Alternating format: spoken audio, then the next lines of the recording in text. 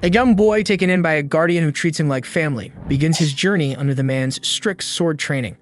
With time, discipline, and determination, the boy grows stronger until he eventually becomes a legendary demon hunter, wielding a sword feared by all who dwell in darkness. On a freezing night, Suzu gets dragged across the dirt and shoved into a shed by her bastard of a father, who can't even hide how much he hates looking at her.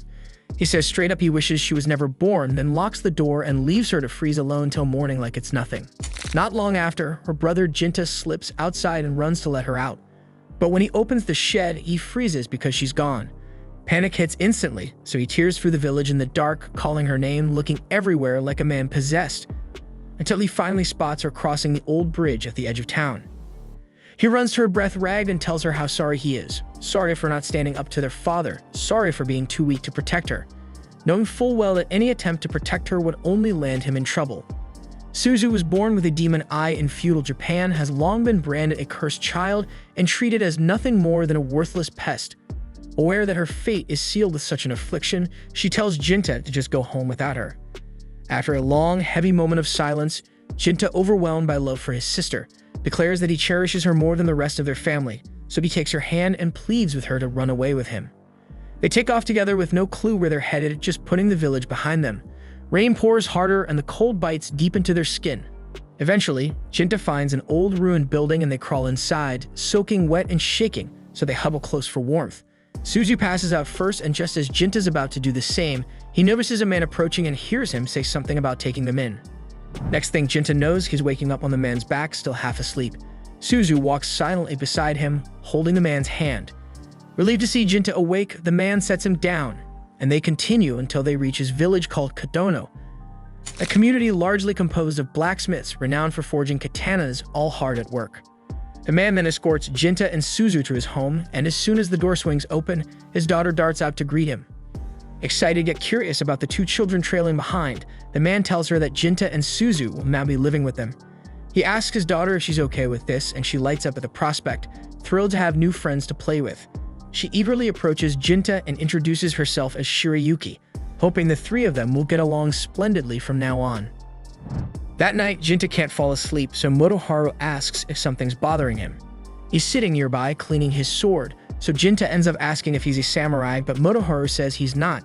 He tells Jinta he's actually a sentinel, and his job is to protect the people and places that matter most. Later, Jinta and Suzu head out to the river where they meet up with Shirayuki and Chitose. On the way back, Jinta brings up Yoke's, Shirayuki's mother, who helped him and Suzu stay in the village. Shirayuki explains that Yoke's isn't just her mom, she's the shrine maiden of Itsukihime, chosen by a fire supreme being, and no one's allowed to see her except the village chief and her sentinel, who also happens to be her husband Motoharu. The next morning, Jinta trains with Motoharu, but since he's still a rookie with a sword, he keeps getting knocked to the ground without even landing a hit. Motoharu doesn't go easy on him either, but tells him that if he keeps training, he'll get there eventually. Years go by and Jinta ends up becoming the new sentinel for the shrine maiden. Now he's sitting in a meeting with the village officials and the maiden herself. She stays hidden behind a curtain as usual, and once the meeting begins, she starts by praising Jinta for how well he's handled recent demon threats. Jinta keeps it humble and says he's just doing his job. The last demon he fought had taken on human form and tried to sneak into the village. One of the officials starts looking uneasy after hearing that, and the others ask Jinta if he knows why a demon would try to do something like that. Someone suggests that the demon might have been after the shrine maiden, since there's a legend that says if a demon eats a maiden's liver, it becomes immortal. But it could also be after the Yurei sword. That blade's been passed down through shrine maidens for generations, and it's a major artifact, so it would make sense that demons would target it too. One of them adds that the Yurei was forged by one of the most skilled blacksmiths in recorded history, and it's rumored to have mystical powers sealed inside. If demons are truly after it, then things could get real bad for the village, so the chief tells everyone to stay alert. But Kiromasa doesn't seem worried at all. He says there's nothing to be afraid of since both he and Jinta are guarding the maiden, but then he throws a jab and says he doesn't think Jinta's cut out for the job. That's enough to set Jinta off, and the two of them look like they're about to argue, but before it goes too far, the chief steps in along with the maiden and tells them both to shut it. The meeting wraps up and everyone starts leaving the shrine. Everyone except Jinta, since it's his job to stay and protect the shrine maiden. Once they're alone, the shrine maiden finally steps out of her room, and it turns out to be Shirayuki. Jinta immediately questions her, asking what the hell she's doing showing herself like that. she's supposed to keep hidden. But Shirayuki brushes it off because she and Jinta have known each other forever, and she doesn't see the point in pretending to be formal around him. She casually mentions that Suzu's here too, which catches Jinta off guard. The shrine is supposed to be off limits to outsiders, especially regular villagers like Suzu, so technically she's not supposed to be here at all. When they find Suzu asleep nearby, she looks exactly the same as she did years ago, like time hasn't touched her. She jumps up the moment she sees Jinta and lights up, happy to finally see her big brother again. He's been so busy hunting demons that she barely ever gets to spend time with him anymore. But even though Jinta's happy to see her too, he doesn't hold back and scolds her for sneaking into the shrine. She tries to argue, saying it's not fair that Jinta can see Shirayuki whenever he wants, but she can't. Still, rules are rules, and Jinta tells her flat out to go back home. After Suzu leaves, the village chief shows up again, saying he needs to talk to Shirayuki about something important. He asks Jinta to give them some space, but Jinta refuses at first. He's her sentinel, and he's supposed to stay close no matter what. But Shirayuki steps in and tells him to take the rest of the day off. After a short pause, he gives in and heads out. Meanwhile, beyond the village walls, 2 demons are tracking Suzu. Her demon eye caught their attention, and they've made her their next target. Later that evening, Shirayuki sneaks out of the shrine and meets up with Jinta because there's something serious she needs to get off her chest.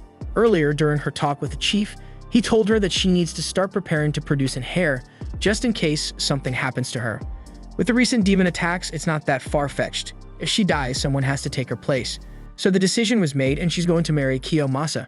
He's the chief's son, and he's expected to take over the village one day anyway. Jinta finds himself conflicted by the news, and Shirayuki too is far from pleased. In a moment of vulnerable honesty, she confesses that she is in love with Jinta and had even planned to ask him to run away together to start a new life. However, she knows he would never agree because Jinta had sworn an oath to protect this village, dedicating years of rigorous training to become strong enough to defend it. Shirayuki too took a solemn vow when she became the shrine maiden, so running away now would be nothing short of an insult to everything they have both sacrificed and built. More time passes and Jinta finds himself called into another meeting. This time is to report a demon sighting in the forest. Without hesitation, he's assigned to take it down, and he gets ready to head out immediately. But just before he can leave, Kiyomasa steps in and blocks his path.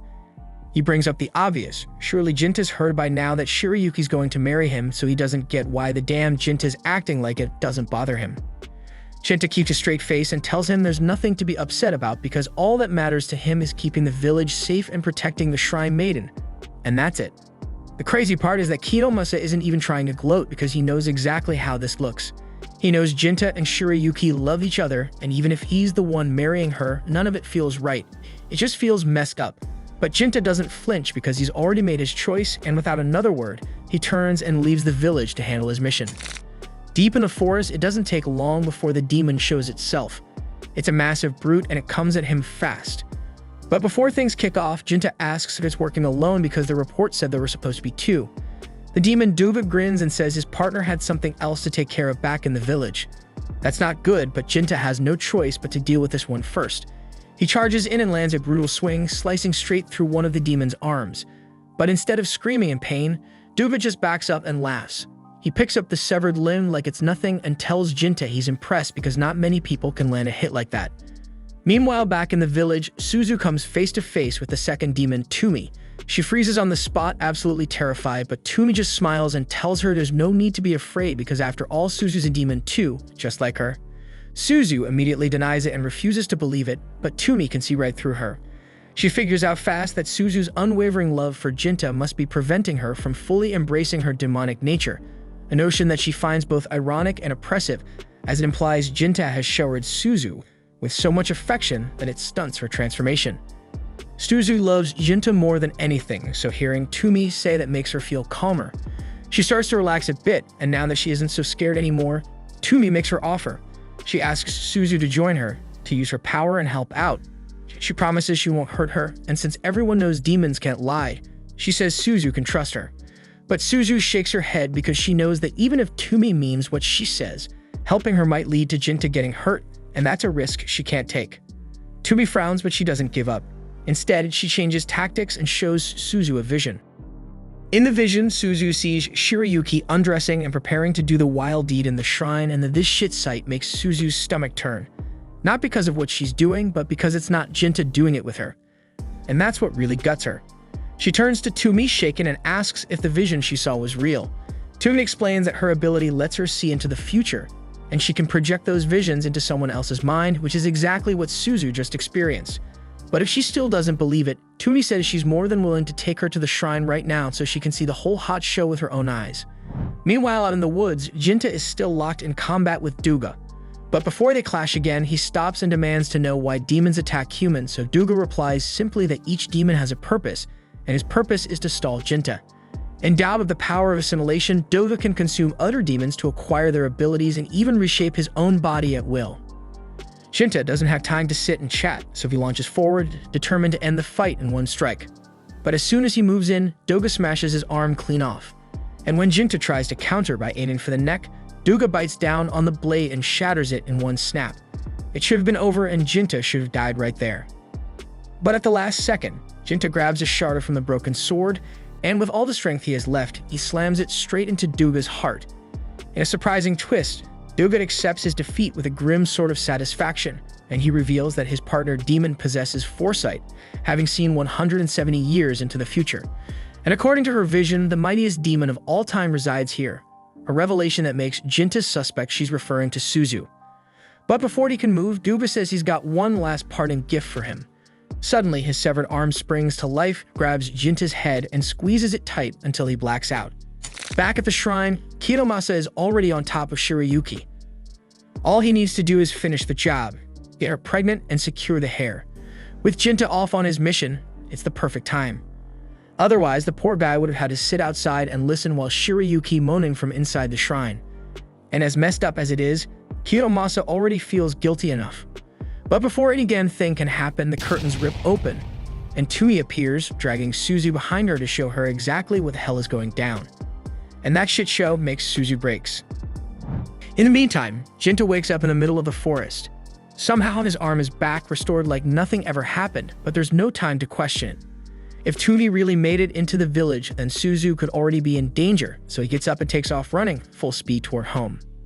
At the same time, Suzu is stuck trying to process everything she just saw.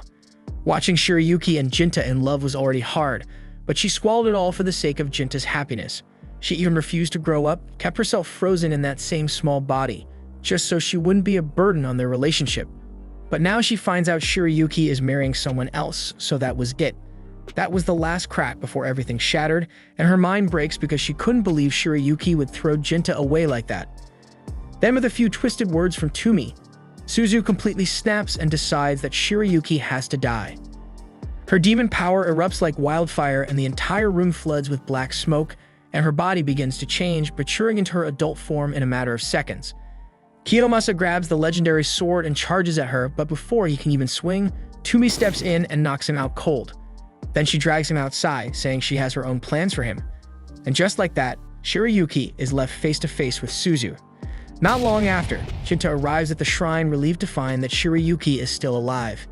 He rushes to embrace her, only for his relief to turn to horror, because a split second later, Suzu slashes off Shirayuki's head. Stunned into silence, Jinta watches as Suzu steps from the shadows, holding the severed head in her grasp like it's nothing.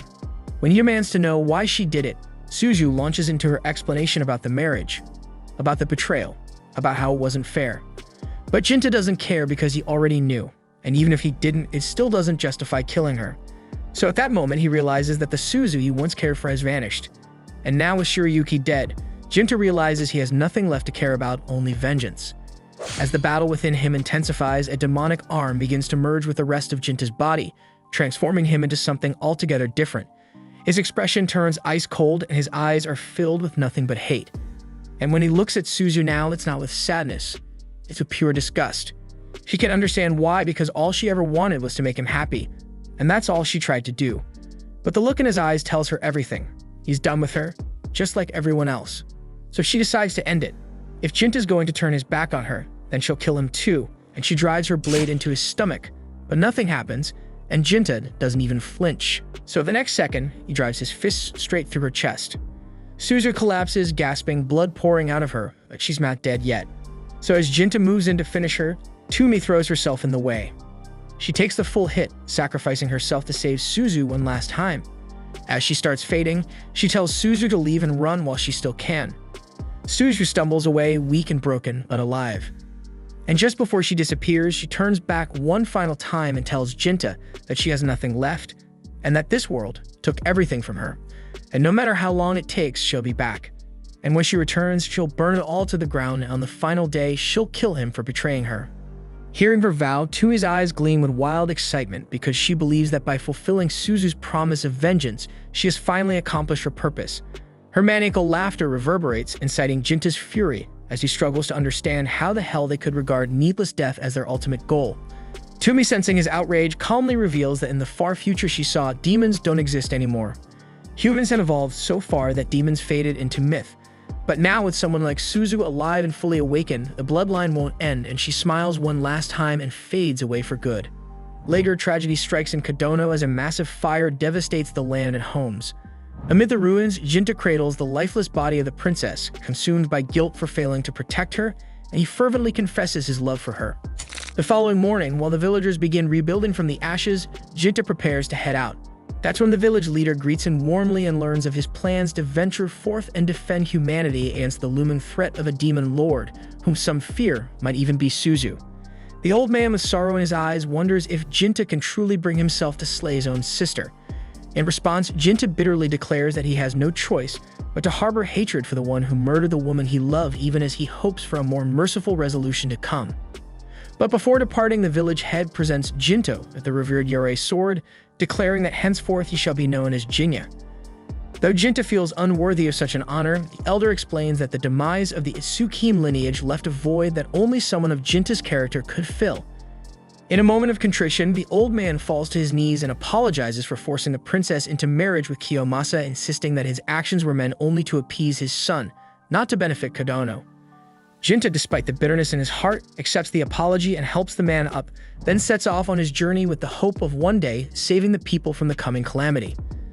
As he departs, the chief vows to erect a shrine in his honor and name it Jinta Shrine, so that if he ever returns, the village will remember the hero he once was. But before he leaves, Shitose rushes up to him, tearfully reminding him that she still sees him as the caring big brother he used to be. Gently, Jinta reassures her that he will return someday. With the village fading into the distance behind him, Jinta reflects on the demon's unsettling contentment in fulfilling its grim purpose. Steeling himself for the long and arduous journey ahead, he marches onward. After many years of travel, he finally arrives at a remote temple, where he meets a young girl whom he believes to be the temple's Meko. By the 1850s, Jinta, who is now going by Jinya, had made a serious name for himself as a demon slayer. One day, he gets called in by some rich guy for what sounds like a pretty important gig. The man introduces Jinya to his assistant Zenji, and tells him that if he needs any more info, Zenji's the guy to ask. After that, the man steps out, leaving the two of them alone. Zenji then greets Jinya politely and asks how much he's been told already. Jinya says the man already gave him the rundown about his precious daughter Natsu, and how he's worried about some demon that's been lurking around lately. But apparently, there's a bit more to it. Jinya's actual role is going to be serving as Natsu's personal guard, because ever since she hit 13, she's been hearing some creepy voice outside her room at night. The demon keeps saying creepy stuff like, "Return my daughter to me," and now she's terrified it's going to snatch her. But before Zenji could go into more detail, the door burst open and Natsu stormed in, clearly upset and looking for Zenji. Her eyes immediately lock onto Jinya, and she assumes this must be the bodyguard her father mentioned. But when Jinya tries to introduce himself, she shuts him down fast. She wants nothing to do with him and tells him to get lost, accusing him of being some sketchy wannabe demon hunter just trying to scam her family. Zenji tries to calm her down and explains that her father searched high and low for someone legit and that Jinya is the real deal, but Natsu isn't having any of it. She demands that Zenji throw him out. That night, Natsu's still wide awake, too anxious to sleep. She's convinced the demon is coming back, so Zenji decides to keep watch outside her room to help her feel safe. Jinya would have been the smarter choice for this, but since she basically kicked him out, Zenji's stuck taking his place. He's not exactly confident he'd be any good in a demon fight, but he promises to stay right there until morning if it helps her sleep better. Natsu really appreciates him being there, but she's still disappointed. Even Zenji seems like he doesn't totally believe her story. Her dad didn't believe her either, because why else would he hire some random wandering samurai instead of someone trusted? Zenji admits he doesn't know if her father truly believes in demons, but what he can say for sure is that the man genuinely cares about her. He wants her safe, even if they don't share blood. Right then, Natsu hears that same creepy voice again, and that damn voice makes her almost piss herself. She panics and pleads with Zenji to do something, but the second he lays eyes on the demon, he's just as shaken as she is. He tells Natsu to stay locked in her room while he tries to handle the situation himself, except he has absolutely no clue how the hell he's supposed to fight something like this. The demon then moves closer, so Zenji braces for the worst, but right before its claws reach him, the damn thing's arm flies off clean in a flash. Jinta then steps out of the shadows, calmly asking the demon to identify itself. But when it doesn't respond, he doesn't wait around. With one smooth, heavy strike, he cuts it clean in two. The demon collapses and vanishes into black smoke, which means for now, Natsu and Zenji are safe. Natsu instantly recognizes Jinta as the guy she threw out earlier, and he turns to her, asking if she still thinks he's some kind of con artist. She stares at the fading smoke and asks if the demon is really gone, but Jinta tells her it's not that simple. In his experience, demons don't stay dead unless they fade into white mist, so the fact that this one turned black is definitely coming back. The next day, Zenji formally thanks Jinta for saving them. And since they both know the demon's not done yet, Zenji asks him to stay another night. Jinta agrees without hesitation, but he has a few questions, specifically about Natsu. Ever since he heard that thing whisper "return my daughter to me," he's been wondering if there's something deeper going on. Zenji nods and starts explaining. Natsu's biological parents were distant relatives of the boss, but they passed away some years back. The boss took her in and raised her like she was his own. And if Jinya's worried she might be some sort of demon child, Zenji is quick to shut that idea down. If she were, there's no way the boss would have taken her in.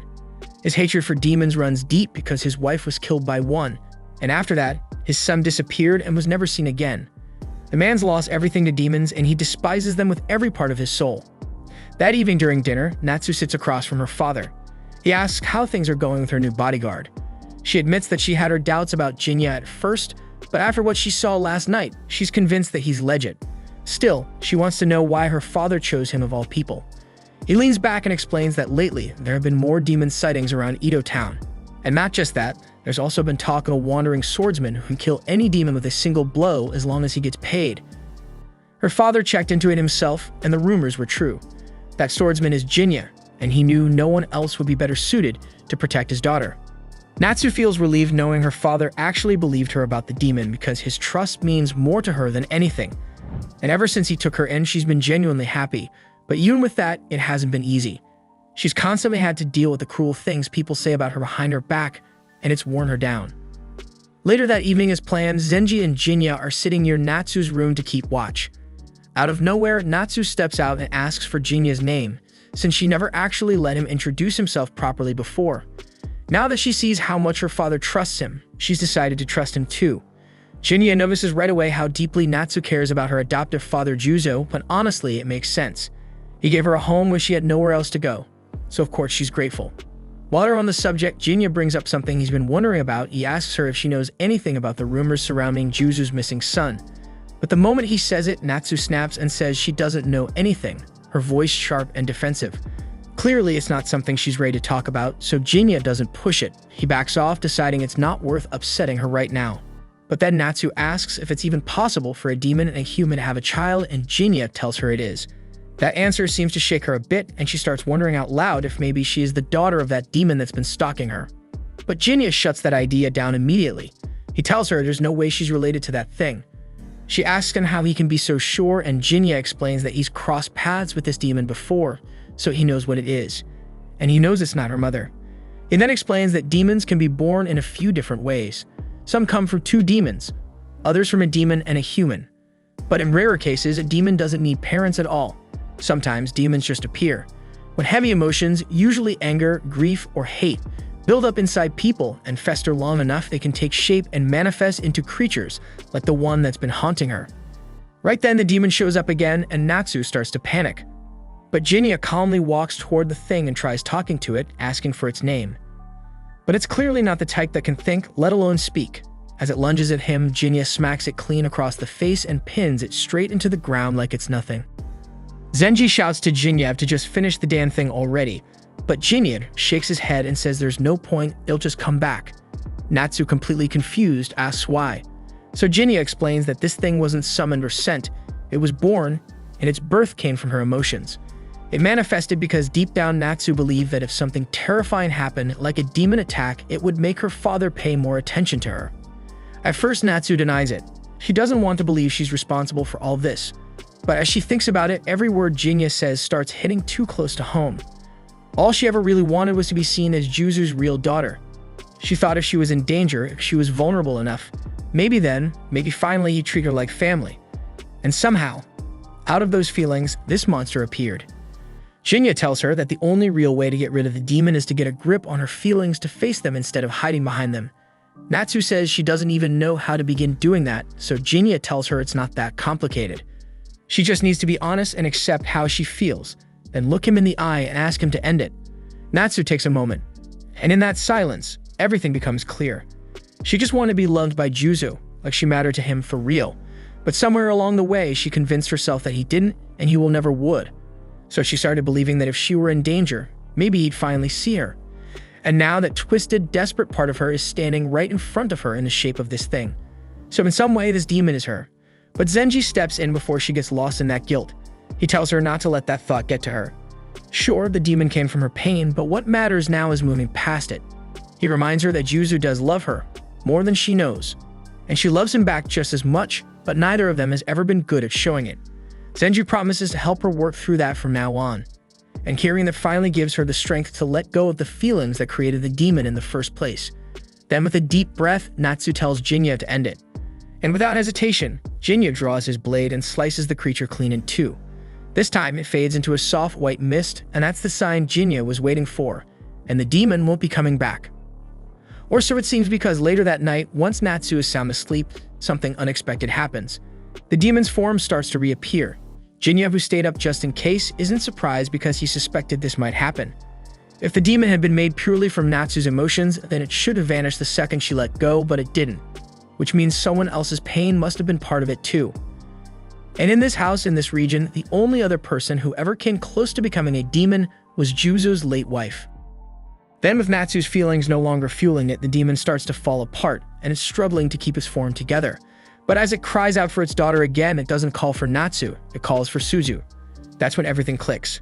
Jinta isn't just some wandering swordsman, he's Juzu's long-lost son. And this demon is Suzu and Jinta's mother. The thing is, Jinta doesn't really remember much about his mother from when she was alive.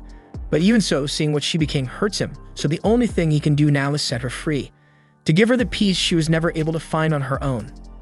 The next morning, Jinta gets ready to leave. As he's heading out, Zenji and Natsu come to see him off and thank him one more time. But Jinta just waves it off, saying he's already been paid, and truth be told, this was something he needed to do anyway. Natsu tilts her head confused, so Jinta explains that with age comes perspective. Looking back now, he can see things more clearly than he ever could back then. He always thought taking Suzu and running away was the right thing to do. Maybe it was, maybe it wasn't, but he never stopped to think how that choice might have affected the people he left behind, or the world they were part of. Natsu still doesn't really get it, so Jinta just smiles and tells her to never take her father's kindness for granted. He then turns around and walks off, and a short moment later, Juzu steps outside. Zenji asks why he didn't come out sooner to say goodbye, but Juzu shrugs. He didn't need to because he already knew Jinta would handle everything. Zenji asks how he could be so sure, why put so much faith in a guy he barely knows, but Juzu simply says that it's only natural for a father to believe in his son. They still haven't figured out that Jinta is his son, and he doesn't plan to explain anything to them. Then he tells Zenji to quit standing around and get back to work before he ends up demoted. Not wanting to push his luck, Zenji hurries off to his duties, leaving Juzu standing there alone. Right before he turns to leave, Natsu calls out to him. She asks if there's anything she can do to help around the estate. He raises an eyebrow and asks why she's suddenly offering. She says Jinta told her she should try to repay her father's kindness, and that gets a rare smile out of Juzu. It means a lot to him to know that Jinta still sees him as someone worth respecting. But he gently tells her that she doesn't owe him anything. Because the best thing a child can ever do for a parent is live a good, happy life. He then goes inside, leaving Natsu so happy by his words, but she still wants to help around, so she goes after him. The story then jumps forward to the year 1853, where we find Jinta calmly waiting for his soba at a quiet little noodle shop. The owner's daughter brings over his bowl with careful hands, and her father smiles, clearly proud that she's finally getting the hang of serving customers. The shop owner strikes up a conversation, mentioning that there's been disturbing talk lately, rumors about a serial killer haunting the streets. With a worried glance at his daughter, he admits it's starting to make him nervous. He sighs and says he wishes the emperor would just pull himself together already, but Jinta quickly tells him to watch his mouth. The owner agrees, laughing awkwardly. Last thing he wants is for his shop to be burned down barely 10 days after opening. He admits he actually got this place for cheap after buying it from the previous owner, but now he's wondering why Jinta has been showing up for soba 5 days in a row, considering how empty the place always is. His daughter warns him that he's probably going to scare off the one customer they do have, but the owner waves it off, saying they're just making small talk. Then he turns to Jinta and asks how the soba tastes. Jinta gives it a straight answer. It's not bad, just plain. The owner chuckles and admits that he doesn't have much talent for cooking. He only makes soba because he loves it. Jinta can't help but ask why he even opened a shop, and the man simply says he had his reasons. After finishing his meal, Jinta pays the bill, and the owner casually notes that he seems to be doing alright financially for a ronin. Jinta shrugs and says he earns his money by slaying demons. The owner laughs, thinking Jinta is joking, but Jinta just heads for the door without another word.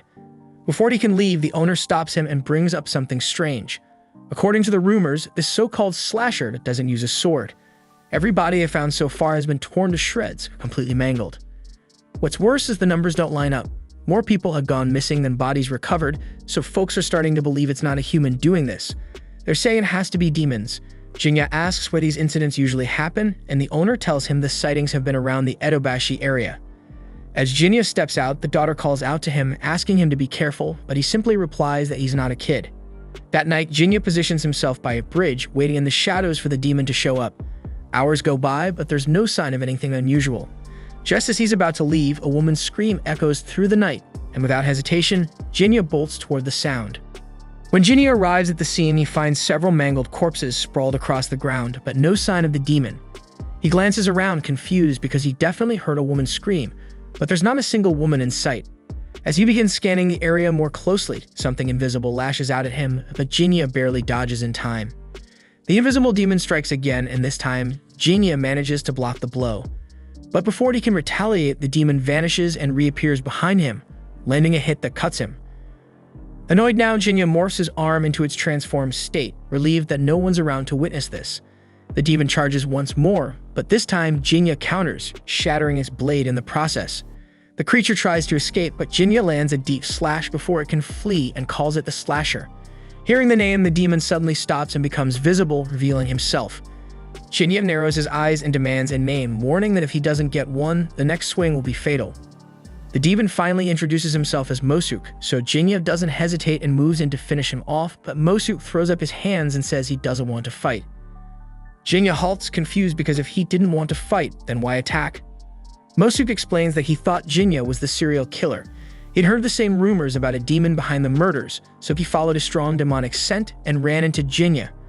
The moment Jinta called him the Slasher, he realized he made a mistake. Still confused, Jinta asks why a demon would be hunting down a killer in the first place. Mosuke replies that this isn't the place for a chat because someone might spot them here, so they should talk somewhere private. Cut to the two of them sitting inside Mosuke's home, where the demon now looks entirely human. Mosuke then explains that as demons get older, many choose to live quiet lives by blending into society.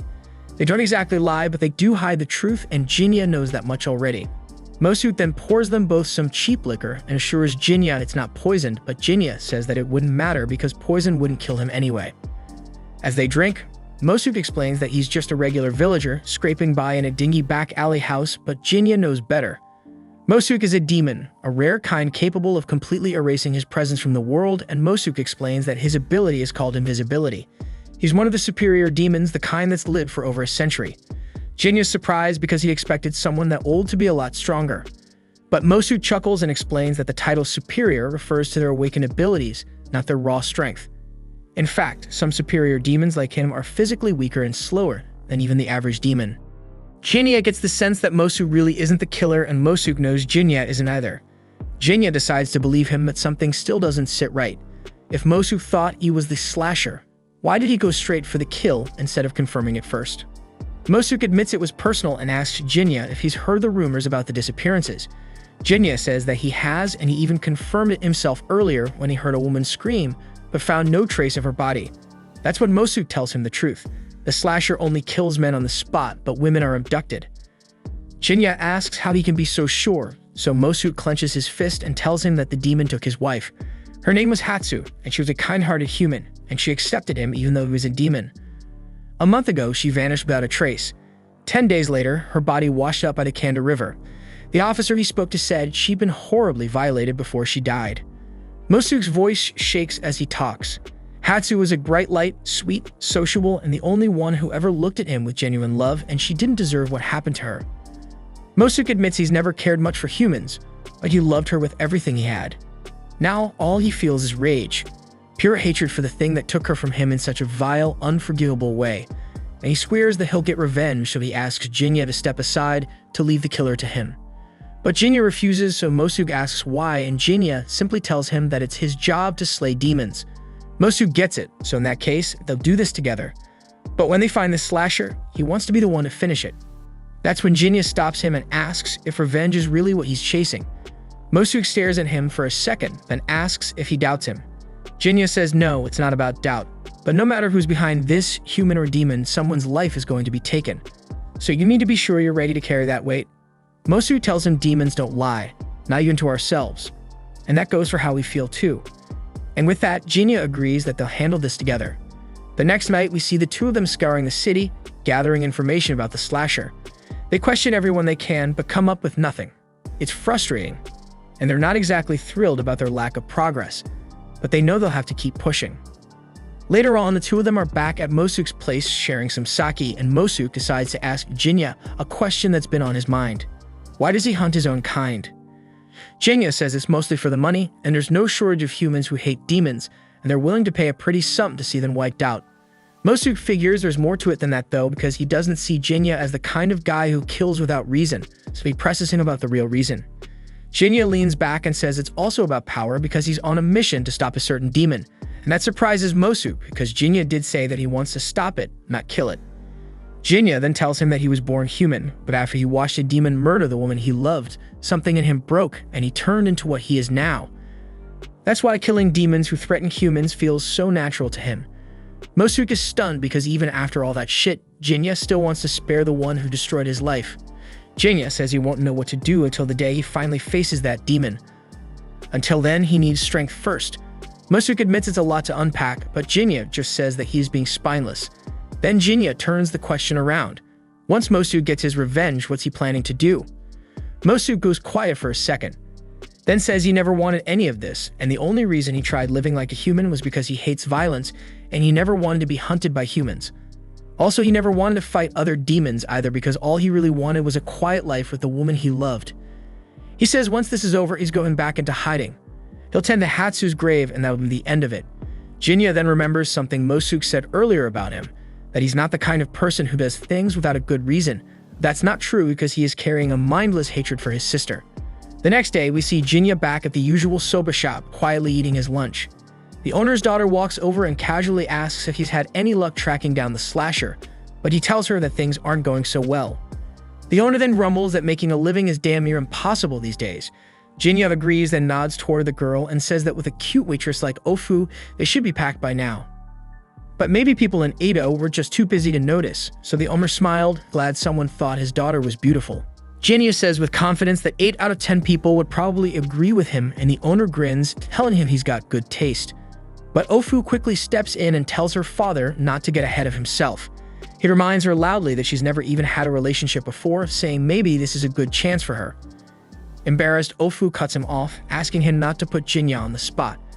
She tells him not to worry because she'll leave the nest when the time is right. But for now, she just wants a little more time to be his daughter. Her father quiets down, understanding what she means. She then turns to Jinta with an apologetic smile and says sorry about all that, but Jinta doesn't mind one bit. In fact, he says she's lucky to have a father like that. She's proud of her old man, but it makes her wonder what Jinta's father was like. He explains that he has a younger sister, but their father never treated her right, said she didn't belong in the family and beat her for things she couldn't control. That's why Jinta took her and ran away from home, but it was a long time ago. She gently asks him if he hates his father for that, but Jinta says no, and he gets it now why his father acted the way he did. It doesn't make it right, but he understands. Later that night, Jinta is once again out patrolling with Mosuke, searching for any signs of the slasher, but the trail is cold and nothing so far.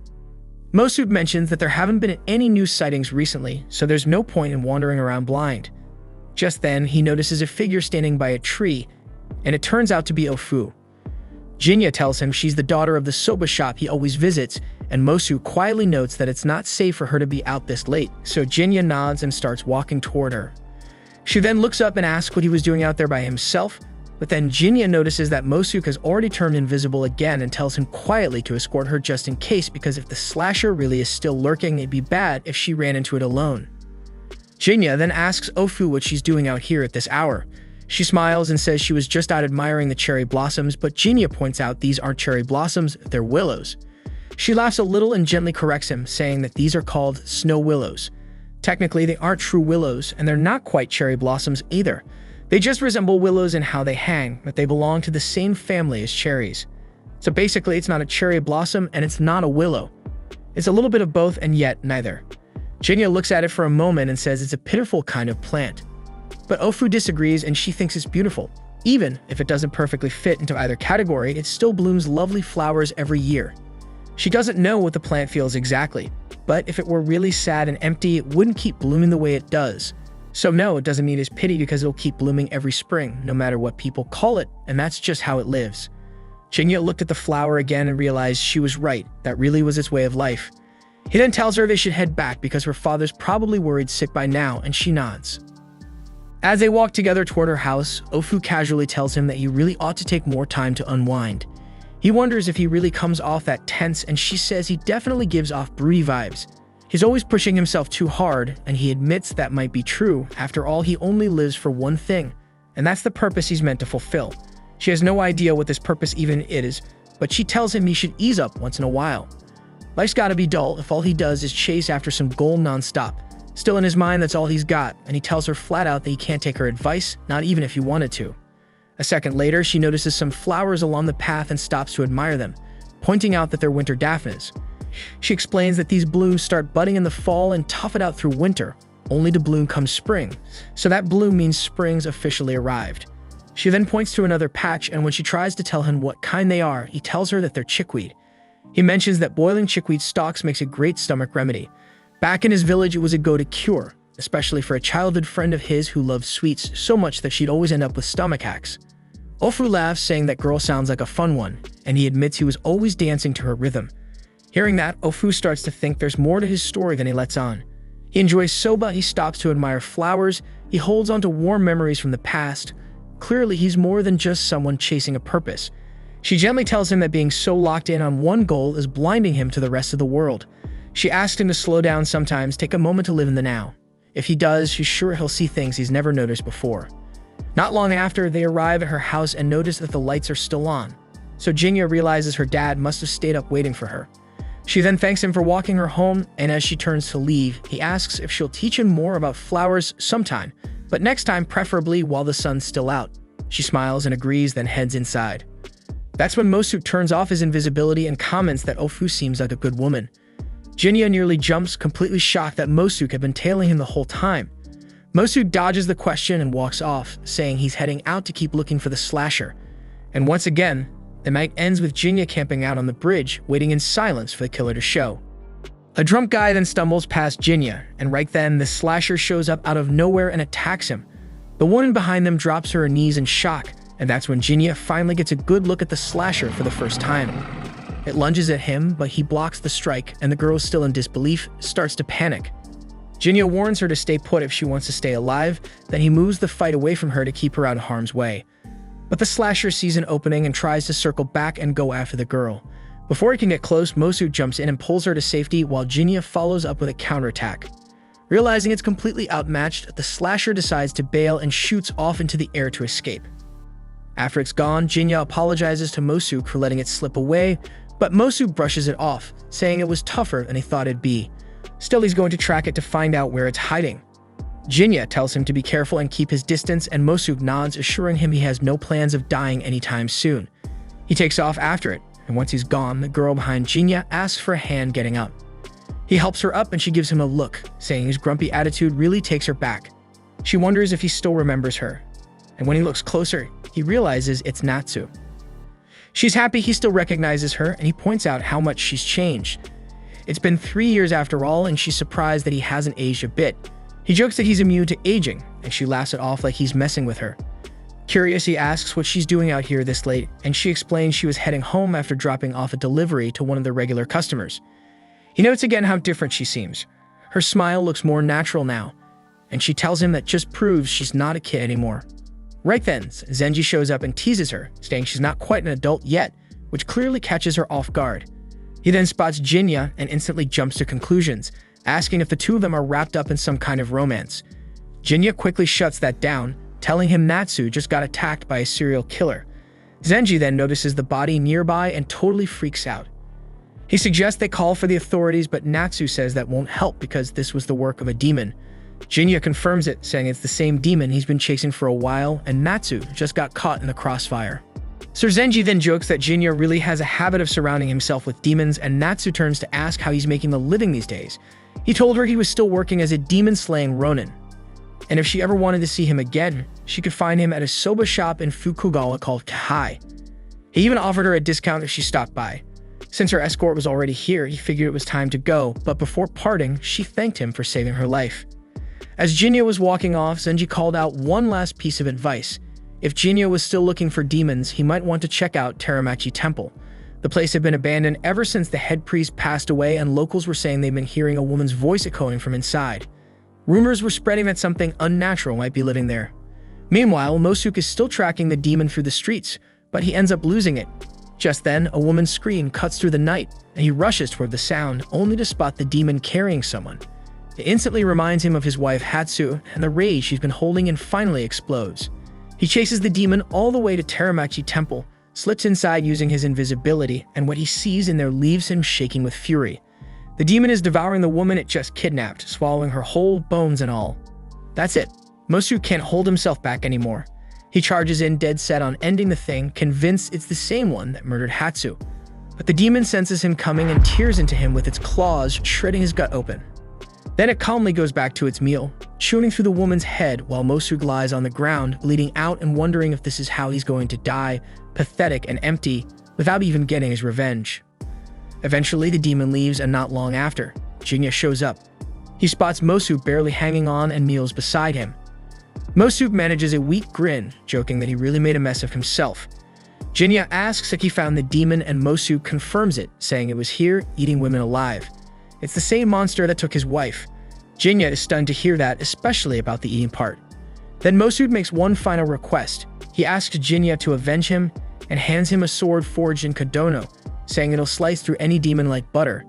Jinta promises to do just that, but in return, he asks Mosuke to lend him his power. Mosuke is relieved and grateful, even that he can still help Jinta one last time, even if it's with his dying breath. Jinta then absorbs Mosuke's power, and as he does, he catches a glimpse into his soul. He sees that Mosuke had spent most of his life running from demons, constantly looking over his shoulder. But when he finally settled in this town, he began living like a regular human, and for the first time, he found peace. Eventually, he met the woman who would become his wife, and over time, they fell in love. When things got serious, he came clean about his true nature, revealing that he was actually a demon. But instead of running away, she looked him dead in the eye and told him she loved him, so human or demon, it didn't matter to her. After seeing that, Jinta finishes absorbing Mosuke's power and quietly promises to carry out his final wish. Some time passes, and we see the demon dragging another woman into its hideout and starts feeding. As it eats, it starts recalling the day it first became self-aware. It had already been born into this grotesque demonic body. From the beginning, it had this instinct, this need to kill men. That urge was the only thing it understood at the time. Since then, it had been searching for something. It didn't know who or what it was looking for, just that it needed to go home. But it didn't even know where home was. The only thing it was sure of was that it couldn't return in its current state, so it kept abducting women.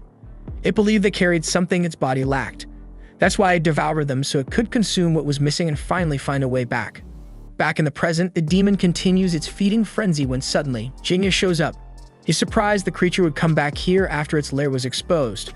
Without hesitation, he attacks using invisibility, slicing off one of its hands in a clean strike.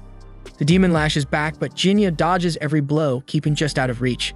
It bolts across the temple, trying to go on the offensive, and Jinta admits that its power is kind of a pain to deal with, but this time he is armed with Mosuke's power. He dodges every strike again, then drops his invisibility and lets the demonic aura in his arm flare. He then tells the demon that he's going to end him by using the gift Mosuke entrusted him with. Jinta then charges in, vanishing at the last second, and in one clean motion, takes its head off. The demon is still clinging to life, gasping in pain, and Jinta walks up to it, demanding an answer. He asks why it left Mosuke's wife's body untouched when it devoured every other woman it captured. If it really was the killer Mosuke was hunting, then why didn't it consume her completely? The demon starts crying, saying it needed a body. It couldn't go home without one. Jinta doesn't understand what it's talking about, but he remembers the question the demon asked him earlier if he feasts too. He tells it yes, he does. Except he feeds on demons the same way it fed on women. Now he's going to consume its power. As he absorbs the demon's strength, he realizes its ability is called Dart, a temporary speed burst that lets the user kick through the air and accelerate instantly. It's a solid ability, one he's sure will come in handy. But as he consumes the demon, he ends up seeing into its soul. He sees Hatsu, Mosuke's wife, being violated by two men while they're laughing, before tossing her into the river like trash. As she sinks, her final thoughts are about going home, but she refuses to return in a body that's been defiled. Instead, she searches for another vessel, one that can help her make it back to her husband. That's when she spots a nearby demon, and now it becomes clear to Jinta that this demon was Hatsu, and she just wanted to go home, but that was never going to happen. The demon then fades away, and Jinta quietly leaves the temple. A few days later, back at the soba shop, the owner mentions that Jinta hasn't shown up in a while. He figures it's because he joked about letting him marry his daughter. She reminds her father that he never actually said that, and she also ran into Jinta the other day in Asakusa, and they chatted for a bit.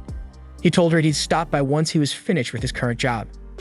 The owner thinks that the job might already be done because word around town is that the slasher disappeared and the killings have stopped. But she tells him Jinta mentioned he's still got demons to hunt. Somewhere else, those same two men who violated Hatsu are wandering the streets late at night. They start talking about finding their next victim, laughing about how the last one cried out for her husband as they dragged her under. But then they see Jinta.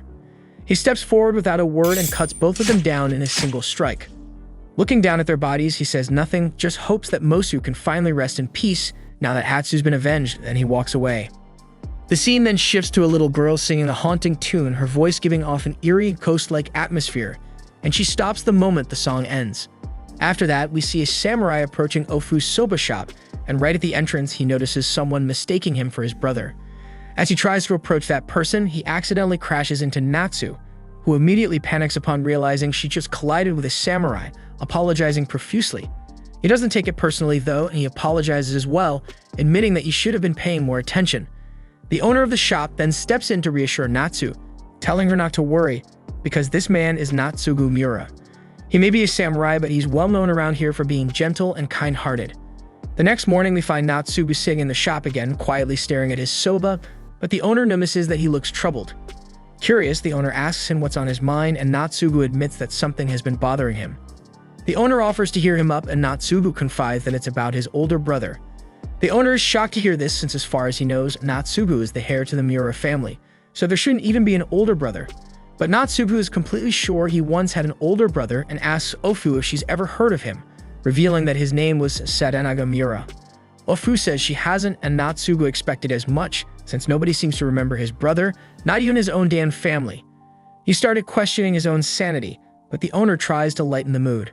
Ofu then chimes in, saying she knows someone who might be able to help, and her father adds that the guy's a regular customer too, and he has a habit of poking his nose into all kinds of strange cases. Natsugu wonders aloud if the man might be some kind of diviner or shaman, which makes Ofu and her father burst out laughing. They explain that he's nothing that fancy, just a Ronin who for some reason goes around solving bizarre incidents for a price. The owner adds that although he can come across as intimidating, he's actually very kind with some funny quirks. He drops by the shop every single day just to scarf down their soba, and right on cue, Jinta steps into the shop. Jinta places his order as usual, and as he eats, the owner jokes that he must really love their soba if he keeps coming back every day. But Jinta casually replies that it's nothing special, he's just grown attached to the taste. Ofu then comes over to pour Jinta a refill of tea, and he notices that she's gotten a lot better at waitressing. She's happy to hear the compliment and asks him what progress he's made recently. Jinta tells her all about the different flowers he's been learning about lately. He admits that plants are surprisingly fascinating, and now he can't help but notice all the flowers blooming by the roadside. Hearing that, she smiles and tells him that since they've already covered all the seasonal plants, it's time for her to start teaching him about mythological flowers next. Just then, Natsu interrupts their conversation. Natsugu says that he heard Jinta is someone who deals with rumors of demons and other weird phenomena. Jinya confirms that's true, and Natsugu asks if he could possibly help him solve a mystery. But Jinya refuses, saying that his specialty is limited to demon slaying, and unless demons are involved, he's not going to be much help. Natsugu seems to understand but leaves looking pretty disappointed. After he's gone, the owner asks Jinya if he could reconsider and lend Natsugu a hand. He explains that Natsugu is looking for his missing big brother, and he's been worried sick about it. Bofu chimes in too, urging Jinya to help. And after a moment, Jinya agrees since he does owe them both a favor. He's still curious though why they care so much, and the owner just laughs and says it's because Natsugu is one of their rare regulars. The scene then shifts to Jinya running into Natsu at a little tea stall, and she's surprised to bump into him there. She orders some tea and a machi while he sits down nearby. While waiting for her food, she asks him if he likes machi, and he says he does. Her order soon arrives, and while she's eating, Jinya casually asks her when she and Zenji are finally getting married. Natsu almost chokes on her food, stunned by the question, and demands to know where that came from. Jinya reminds her that she's 16 now, and that's usually considered marrying age. She admits that's true, but she immediately adds that she could never marry Zenji, since he's always been more like a brother to her. She explains that while her father might have some prospective husbands lined up already, he also told her she's free to choose her own path. From a practical standpoint, she figures her father would probably prefer if she married someone like a samurai or a merchant for business reasons. Curious, she then flips the question back at Jinya, asking him what he thinks about marriage. He shrugs and says that nobody would ever want to marry a weird ronin like him, who doesn't even have a stable job. Natsu agrees with a laugh, but she also says that eventually everyone has to settle down at some point. She then asks him how old he is anyway. When he answers that he's 31, she's genuinely surprised to find out he's older than Zenji. She then leans in a little closer, studying him with curiosity, and points out that he doesn't really look that old, asking if he has some secret to staying young. Jinya simply says he has no idea, brushing it off. He then stands up, saying that he has work to get back to. Natsu wonders if it's another demon hunt, and he confirms it is. She questions why he's so fixated on hunting demons, when with his sword skills he could easily land a much more stable job. But Jinya doesn't have a real answer for her. He admits that even he isn't sure why.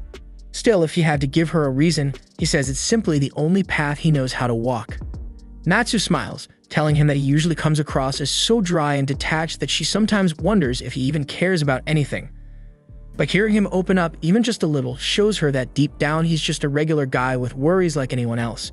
She laughs and tells him to stop speaking to her so formally from now on. With that, she bids him goodbye, playfully warning him not to brood too much or else he's going to end up with permanent wrinkles on his forehead. The scene then shifts over to Natsugu's home, where he is getting ready to leave. His mom sees him off and immediately guesses that he's heading out to search for his brother again, and his silence says it all. She reminds him once more that he's the sole heir to the Miura family and insists he never had an older brother, but Natsugu firmly replies that he remembers his brother clearly. She knows he's been wandering the slums and red light districts, chasing after shadows. She begs him to give up the foolish search and start behaving like a proper samurai, one who serves his lord with dignity. But Natsugu remains stubborn and says that he'll fulfill his duties, but only after he finds his brother. With that, he excuses himself and walks away, even as she calls after him. As Natsugu dashes off through the streets, he recalls a conversation he once had with his brother. His brother said that it wasn't houses or land that made people, it was people who made homes. His brother also believed in loyalty and dedication, but refused to compromise his own beliefs for the sake of duty. That Natsugu wonders where his brother could be now. Just then, Jinya appears beside him, asking if he's heading out to continue the search, and Natsugu is caught off guard but relieved to see him. Jinya tells him that he's decided to take a closer look into his situation, although he warns that he can't guarantee they'll find any answers. Natsugu says that's perfectly fine, he's just glad someone believes him. Jinya then immediately gets to the point, asking Natsugu about the events leading up to his brother's disappearance, but they decide to take the conversation somewhere more private before going into the details.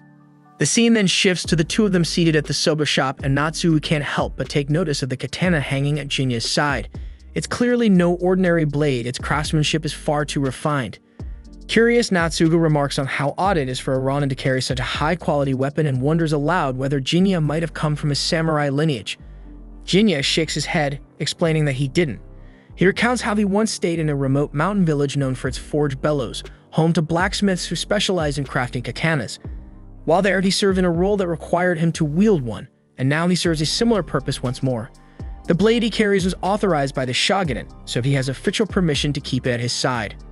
Natsugu hazards a guess, asking if Jinya might be from Kadono. Jinya raises an eyebrow, impressed by the accuracy.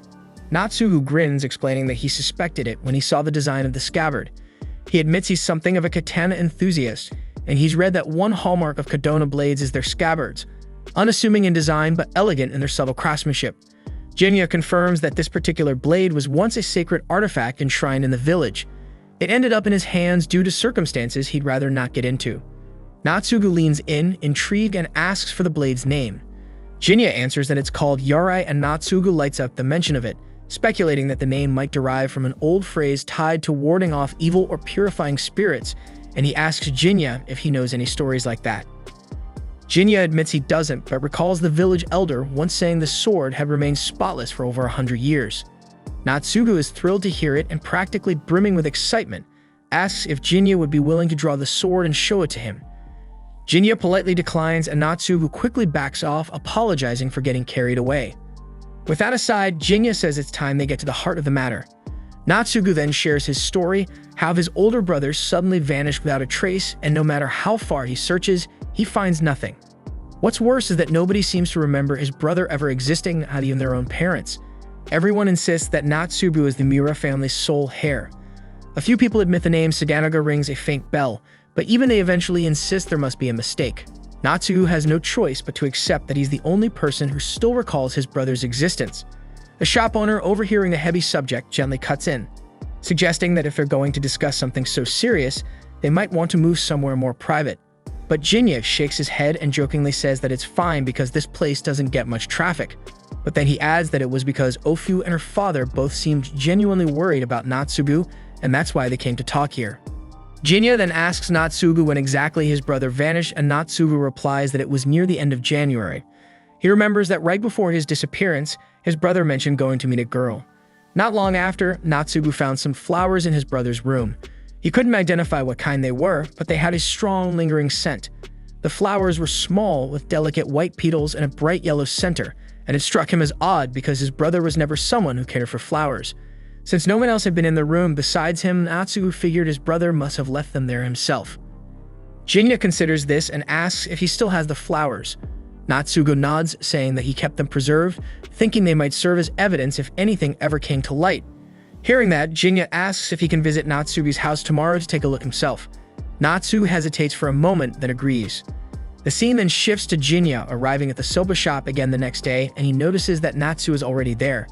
He places an order for soba, and the owner seems amused that Jinya has started calling Natsu so casually. He teases Ofu, saying she might need to step up her game, and she quickly tells her father to stop talking nonsense. Ofu comments that the two seem to be getting along, and Natsu casually replies that it's nothing special. Jinya then asks Ofu how well she knows Natsugu, and she says they aren't particularly close, but they talk now and then when he visits the shop. She's curious why Jinya's asking, and he simply replies that he was just wondering. Ofu says Natsugu has always been respectful in her conversations and comes across as a genuinely kind and sincere man. Natsu realizes they're talking about the samurai she bumped into the other day, and she agrees because she found him to be humble and polite too. The owner chimes in, saying Natsugu seems nice and all, but he becomes overly enthusiastic whenever swords are brought up. That reminds him, so he grabs something to show everyone, and it's a kogai. He explains that Natsugu's family serves as vassals to the shogun, so it's expected for them to possess tools like this. But Natsugu once gave him this particular kogai, which is traditionally carried by samurai. The owner adds that Natsugu is completely obsessed with swords. It's practically the motivation behind everything he does. He even recalls overhearing Natsugu's mother scolding him for this obsession, and Jinya asks if he's had any dealings with her. The owner says no, he's only ever caught a glimpse of her, but based on what he's heard, she's quite the fearsome woman. The owner then tries to hand the kogai over to Jinya, who's reluctant to accept it at first since Natsugu gave it as a gift, but the owner insists he has no use for it, and eventually Jinya agrees to take it, deciding he'll hold on to it for now. He then turns to Ofu and asks if the flowers Natsugu mentioned the other night were daffodils, and she confirms they were. But Jinya finds that hard to believe since Natsugu described them as being small.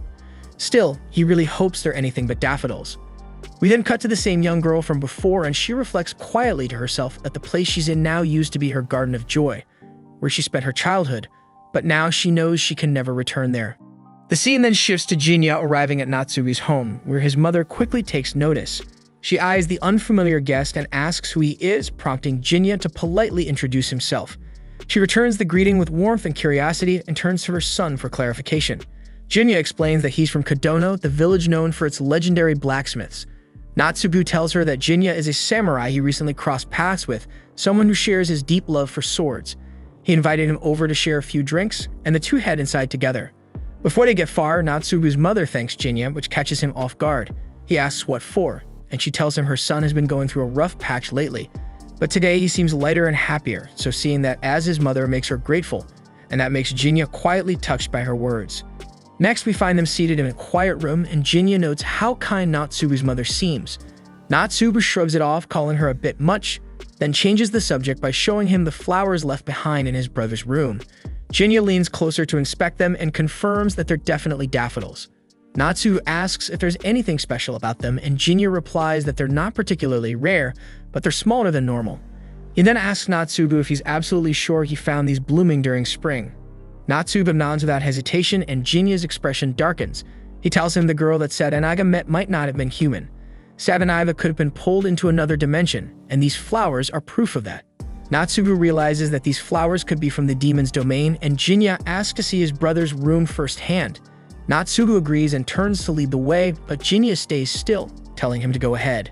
Natsugu pauses, unsure how Jinta will follow, but Jinta simply replies that he'll manage, and with that Natsugu leaves.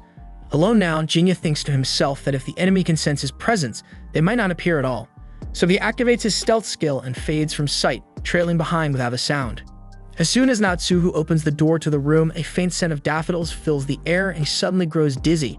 Then the vision begins and he sees a young girl staring at a city engulfed in flames. She races to find her parents, but they're already trapped in the inferno, burning before her eyes, and all she can do is watch helplessly.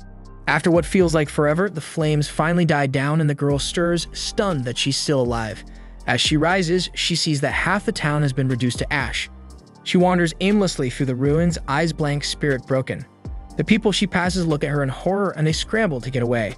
Confused, she catches a glimpse of her reflection and recoils because her face has turned into a demon. Then a realization hits her hard. Her parents are gone, her home destroyed, and every piece of her past ripped out from the roots. Worst of all, she no longer recognizes herself, so there's no way she can ever return to the peaceful life she once had. With no one to turn to, she masked her identity and faded from society, surviving in secret as the years crept by. Eventually, she found her way back to the ruins of her old home, only to see it rebuilt, now occupied by strangers, so something in her cracked. She longed more than anything to return to the life she lost, and that desperate longing awakened a strange power inside her, one that let her forge a new dimension, a dreamlike world where she could relive her memories again and again.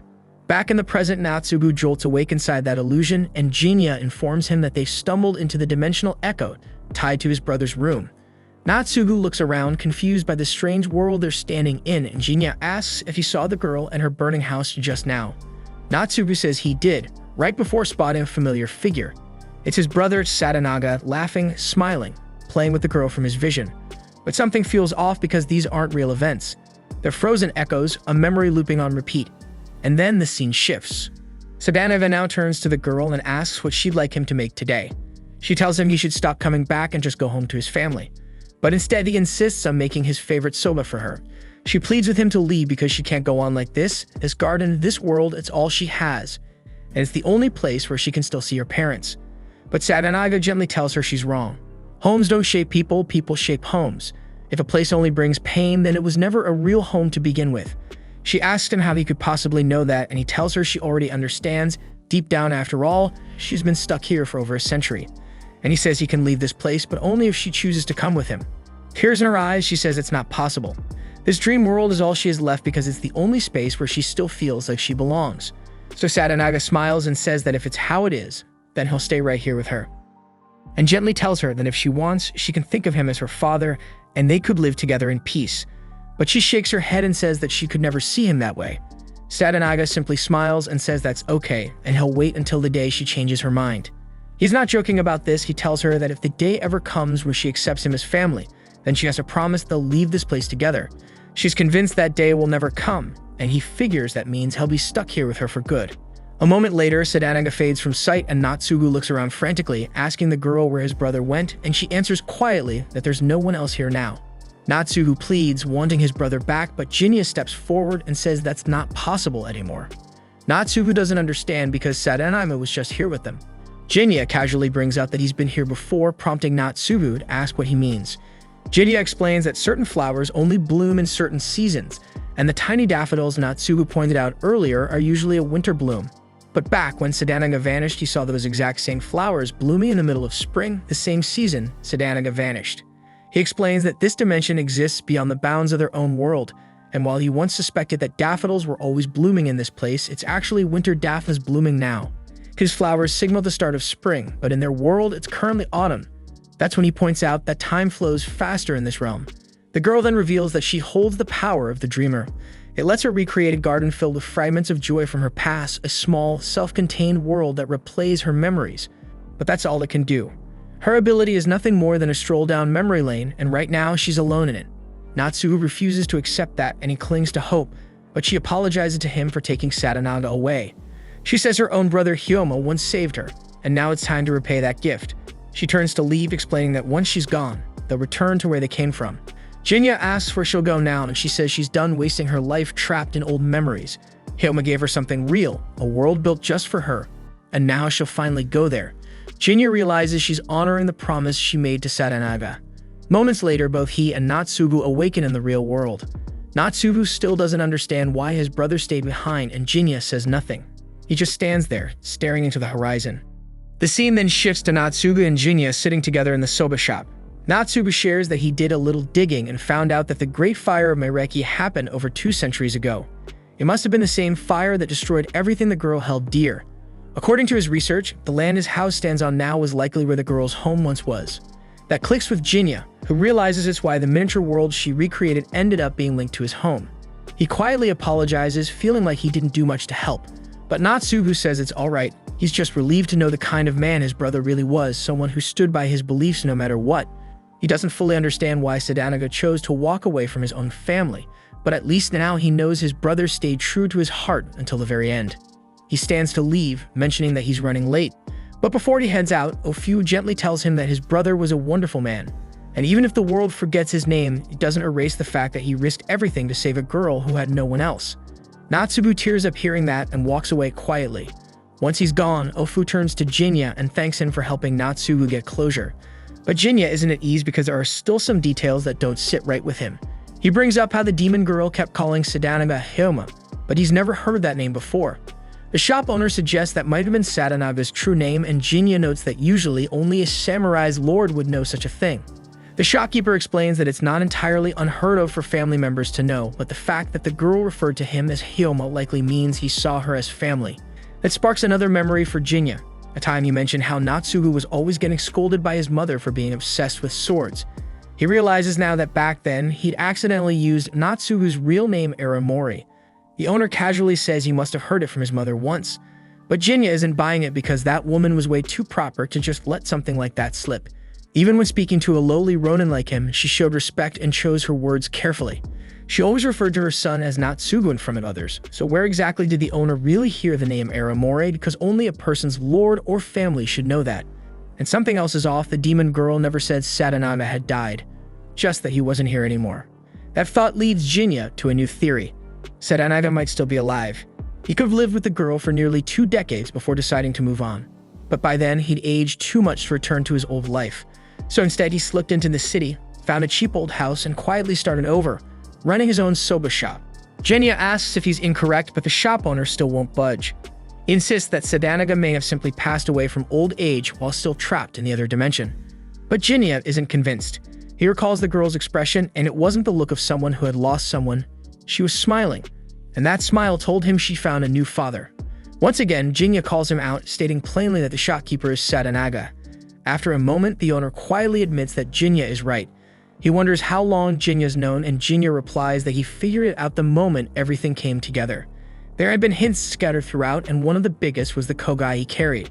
Jinta always thought it odd for a simple soba shop owner to have something like that. The owner smiles and explains it was actually a gift from Natsugu, who got annoyed watching him scratch his itchy scalp in public and wanted him to look more proper. Jinta asks why he doesn't just tell Natsugu the truth that he's alive. Surely it would make him happy. But the owner says he's already made his choice, and he chose the girl. And after that, he could no longer consider himself a part of the Miura family.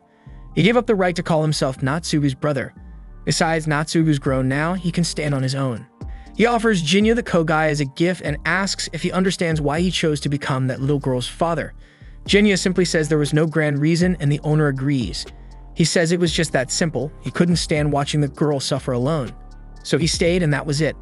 A man makes his choices and sticks with them. Trying to explain it further wouldn't change how others see it. Everyone has their own way of thinking. Jinya nods, understanding perfectly. The owner knew he would. After all, Jinya's lived long enough to gain some wisdom, and he also knows that Jinya is a demon.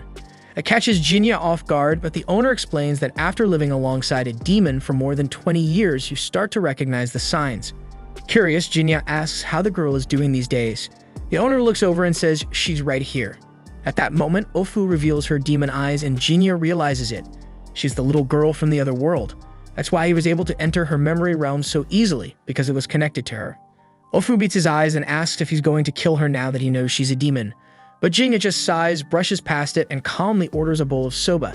She lights up with a quiet smile, glad to see that there's more to him than duty alone, and then she walks over to serve him his meal. It's still 1853, and we find Jinya sitting down for tea and snacks with his father. His father says he has a favor to ask.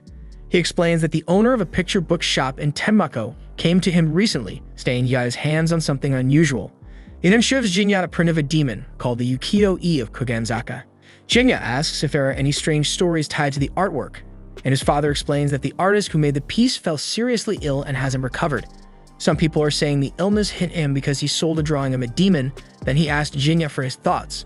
At first glance, Jinya says it looks normal, but he adds that things tied to the supernatural usually only reveal themselves under specific circumstances. His father agrees and says that if the print turns out to cause harm, he hopes Jinya will handle it. Jinya nods, and his father reassures him that he's not asking for a free favor. He says once it's all taken care of, they should grab a drink together, and Jinya is fine with that. The next day, we see Jinya stopping by the soba shop and ordering a bowl. Zenji walks in and pulls out a version of the Ukiyo-e of Kogenzaka, telling him that it's supposed to be a cursed print.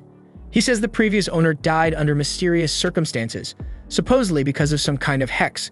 Jinya immediately notices that the print is torn, and Zenji admits he accidentally ripped it on the way over. The owner scolds him for dragging a cursed, ripped print into his shop. Zenji apologizes, and Jinya pulls out his own copy of the picture and says it came from a picture book dealer in Tenmako. But when they compare both versions, Zenji sees they're exactly the same. Jinya doesn't like the idea that more than one cursed print with no clear origin is floating around. Ofu then looks over the print and says it looks like nothing more than a beautiful artwork at first glance, and she asks Zenji if he notices anything strange about it. He points out that there's no fading or damage, and the colors still look fresh, probably printed within the last year.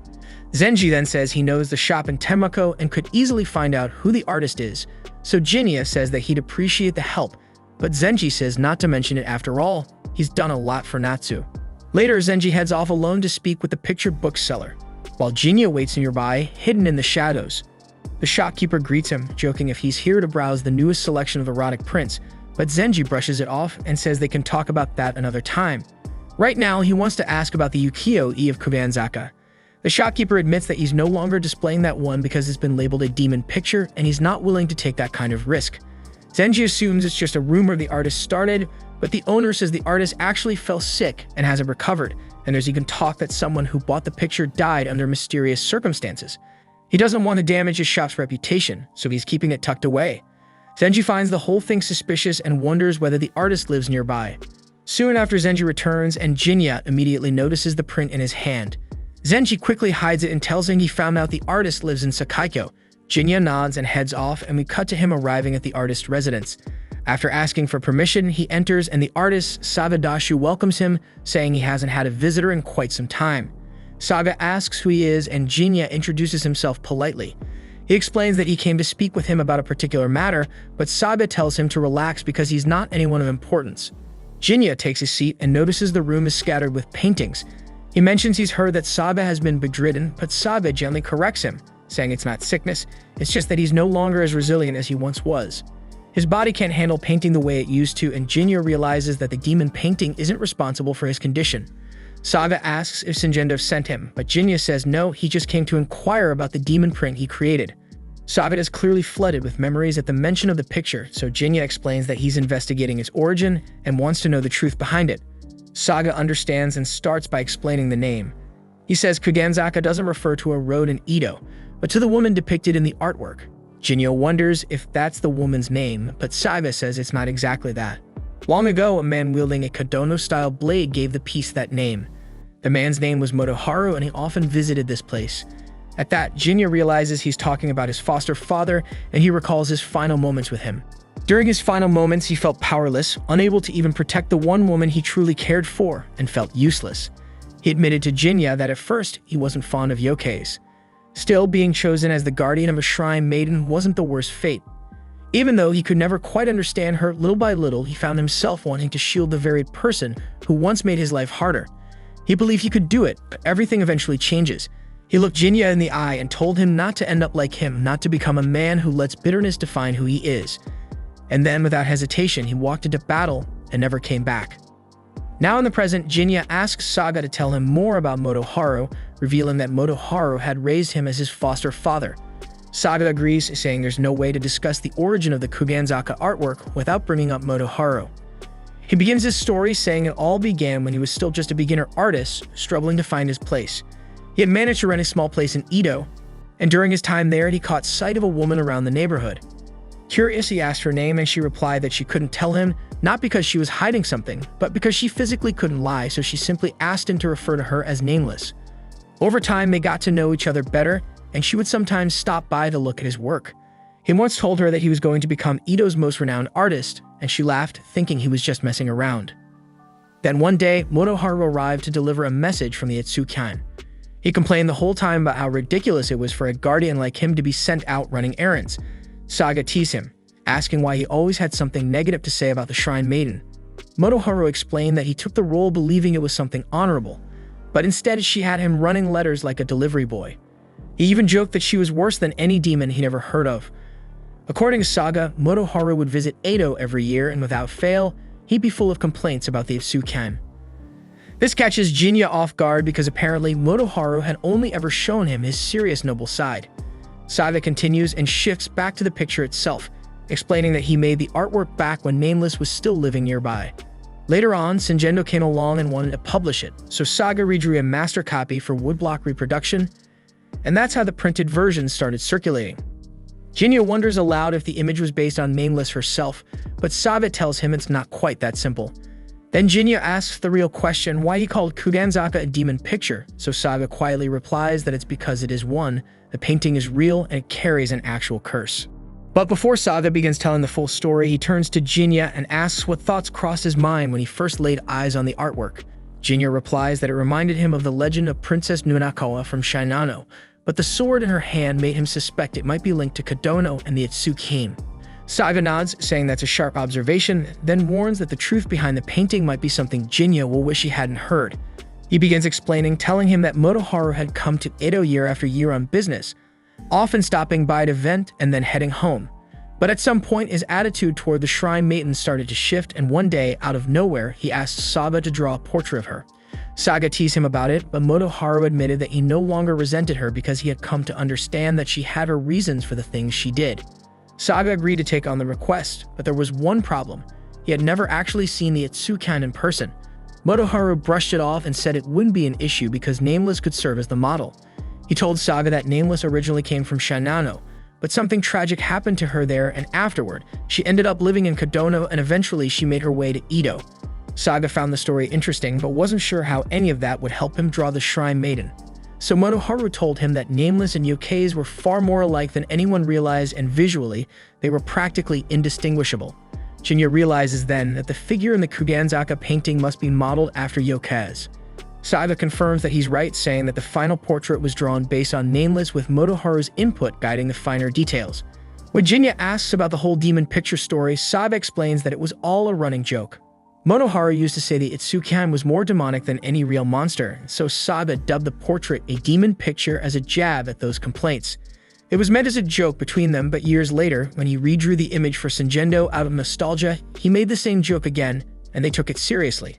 They thought it really was cursed, especially after someone who bought it fell ill. A string of coincidences blew the whole thing out of proportion, and suddenly, people were calling it a cursed image. Jinya then asks what Saga meant earlier when he said he might regret learning the truth, and Saga responds by asking if Jinya sees Kuganzaka as a beautiful piece. He explains that no matter how many times he revised the picture, Motoharu was never satisfied. He kept pushing for more elegance, more grace, always wanting it to reflect a kind of beauty that went beyond reality. Saga reveals that Kuganzaka is really the Itsukihime through Motoharu's lens. It's her form, her presence taken and polished to divine levels of beauty. He tells Jinta that while today the image might remind him of Princess Nunakawa, back then, Motoharu compared it to Yasakato no Kami, the sacred deity. And Jinta recalls Motoharu teaching him a bit about that deity when he was young, and she was a revered figure from Suwa and Shinano.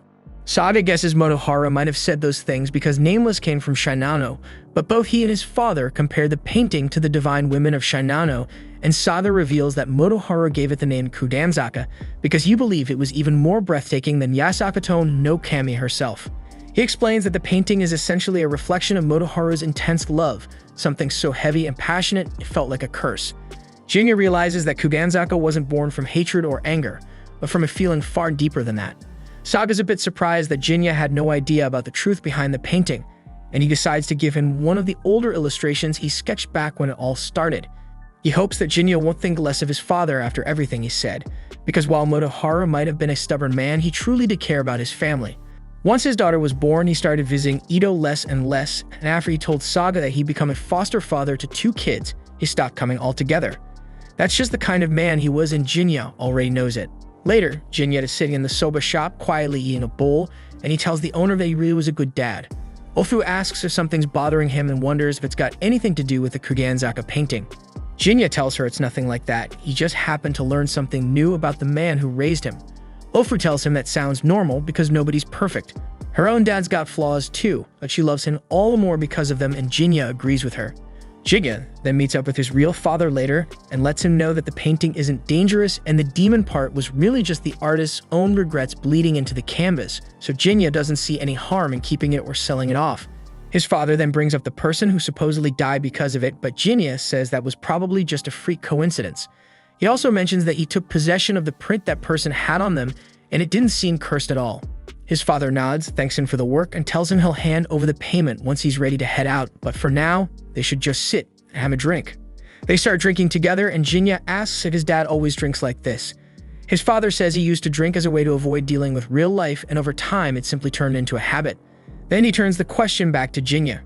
Jinta says he enjoys drinking, especially under the moonlight, every now and then. His father says they should drink together again sometime if the chance comes up, and Jinta agrees. The story then continues into the year 1854, and we observe a sinister-looking woman approaching Jinta. She was once a woman from the Pleasure District, and she begs him to keep her company for the night. He declines, but she pleads again, claiming she is suffering, but he still refuses. Suddenly, she completely shifts into a full demon form and lunges at him, but he evades her attack and continues avoiding her follow-up strikes. He asks for her identity, but she is beyond responding, and he ultimately kills her as she lunges forward once more. His client who requested his services then appears on the scene, convinced that his renown as a demon slayer is genuine.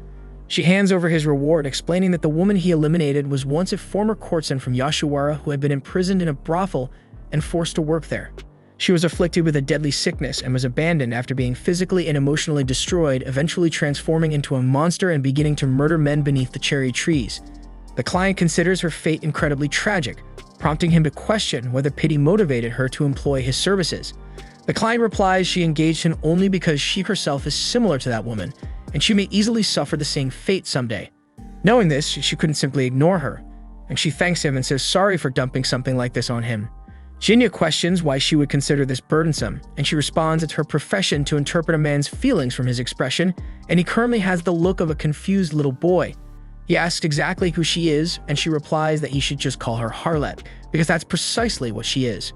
She hopes he'll eliminate her should she ever transform into a twisted spirit from the red light district as well, though she acknowledges she won't have money to offer him. He informs her that he never works without payment, prompting her to remark on his coldness as she walks away. The scene then shifts to Ofu and Natsu attending a festival by themselves, and Natsu is irritated that none of the boys they invited decided to show up. Ofu understands Jinta and Natsugu were occupied, but feels disappointed that Zenji didn't show either, especially since he initiated the invitation.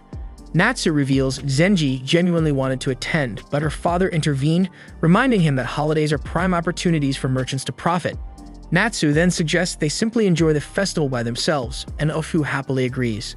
They then stroll through the stalls, grab some snacks, and stop by a lantern plant vendor. Natsu questions why they're known as lantern plants, and Ofu tells her it's partly due to their vivid color, but others suggest it's because they resemble tiny flames. There are several theories, but nobody knows for sure how the name originated, and Ofu mentions their name can also be written using the kanji for demon and light. Because they're shaped like lanterns, some theorize that demons ignite them to see at night, and Natsu asks her to stop before she ruins their charm completely. Ofu inquires if Natsu dislikes demons, and Natsu confirms she does, noting it's hard to find anyone who doesn't. She reveals she has been attacked twice by demons already and would have died if Jinta hadn't intervened. Natsu explains she first encountered Jinta 4 years ago, when he served as her bodyguard for just 2 nights. When she saw him slice a demon's arm off, she had the naive idea that he was a legendary swordsman straight out of a fairy tale, and Ofu comments that Natsu clearly has strong feelings for Jinta. Natsu insists that's not what she meant, clarifying she simply sees him as a figure from a children's story. However, she recalls the moment when Jinta admitted even he doesn't know why he hunts demons, noting it made him seem less like a master swordsman and more like another fragile person. She recognized he wasn't so different from herself, which put her at ease. Natsu adds it's unfair to call these romantic feelings, since that would be disrespectful to women everywhere, and Ofu agrees, mentioning she's also noticed Jinya's bad habit of ignoring his true emotions. At that moment, a man named Akitsu calls out to them from his stand, and Ofu recognizes him, prompting Natsu to ask who he is. Ofu explains he's been a regular customer at her shop since last year, always ordering deliveries. He's originally from Kyoto, and the man introduces himself as Somgoro Akitsu. Natsu is skeptical that he really is Somgoro Akitsu, one of the most renowned metalsmiths of their era. He urges her not to fixate on the name, but Natsu can't simply ignore it, emphasizing that as a merchant's daughter, names carry significant weight. She asks whether the goods he's selling truly live up to the Somgoro reputation and carefully examines his wares, conceding their decent quality. Akitsu jokes about her tough standards and then proudly presents her with some intricately painted clam shells. Natsu observes that they're a bit old but still beautifully crafted, and he suggests that a young lady her age probably has some boy she's interested in. So if she were to give him a gift like this, he's bound to fall for her. Natsu insists she isn't interested in anyone that way, but Ofu interjects, saying she's just being bashful and does like someone, though she can't admit it openly. Natsu tells her to stop talking immediately, so the vendor instead offers her a net suit carved as a fluffy sparrow. He reveals he crafted this himself, and she recognizes it's not exactly Somogoro level, but still decent quality. He tells her it would suit someone her age perfectly, explaining that in China, there's a legend that sparrows become clams when they dive into the ocean. That's their explanation for why sparrows disappear in late autumn, and Natsu asks how that relates to her. He explains he thought his sparrow fit her better since she's not mature enough for the clamshells yet, causing Ofu to laugh at the joke. Natsu gets irritated by this, but he clarifies he's not making fun of her and hopes her youthful feelings can mature into a clam someday. Natsu retorts that this entire conversation is nonsense, yet she decides to buy the netsuke anyway since it's rather adorable. As she pays, he hands her a genuine Somogoro hairpin as a bonus, prompting her to ask where he acquired it. He casually says he got it cheaply somewhere. If she doesn't want it, he'll just toss it away. She quickly accepts the gift, and he asks Ofu if she'd like anything, but Ofu declines. He jokes about how tightly she's holding onto her money, and the two of them then move along. Later that night, Jinta is out hunting another demon in a warehouse, and he eventually locates it, noticing it's merely a child. He asks for its name, and when it replies that it's Kikuo, he promptly slays it. Shortly afterward, he meets the warehouse owner, who thanks him for his service and gives him his payment. He offers Jinta some sake from his stock as a token of gratitude, but Jinta politely declines. As Jinta leaves, the owner remarks he'll definitely seek his help again if another incident arises, while a shady grin spreads across his face. Later on, Jinta runs into Harlot again, and she's relieved to see he made it out in one piece. She's pleased her intel was accurate this time, and he hands her a cut of his payment in thanks. She picks up on the heavy mood he's carrying and asks what's got him looking so grim. So Jinta explains that he ended up taking out someone he really didn't want to. But she reminds him that it's not like he planned on sparing the demon either, and as she turns to leave, she suddenly recalls something. There's been talk about another guy who's been hunting demons, but she's not talking about Jinta.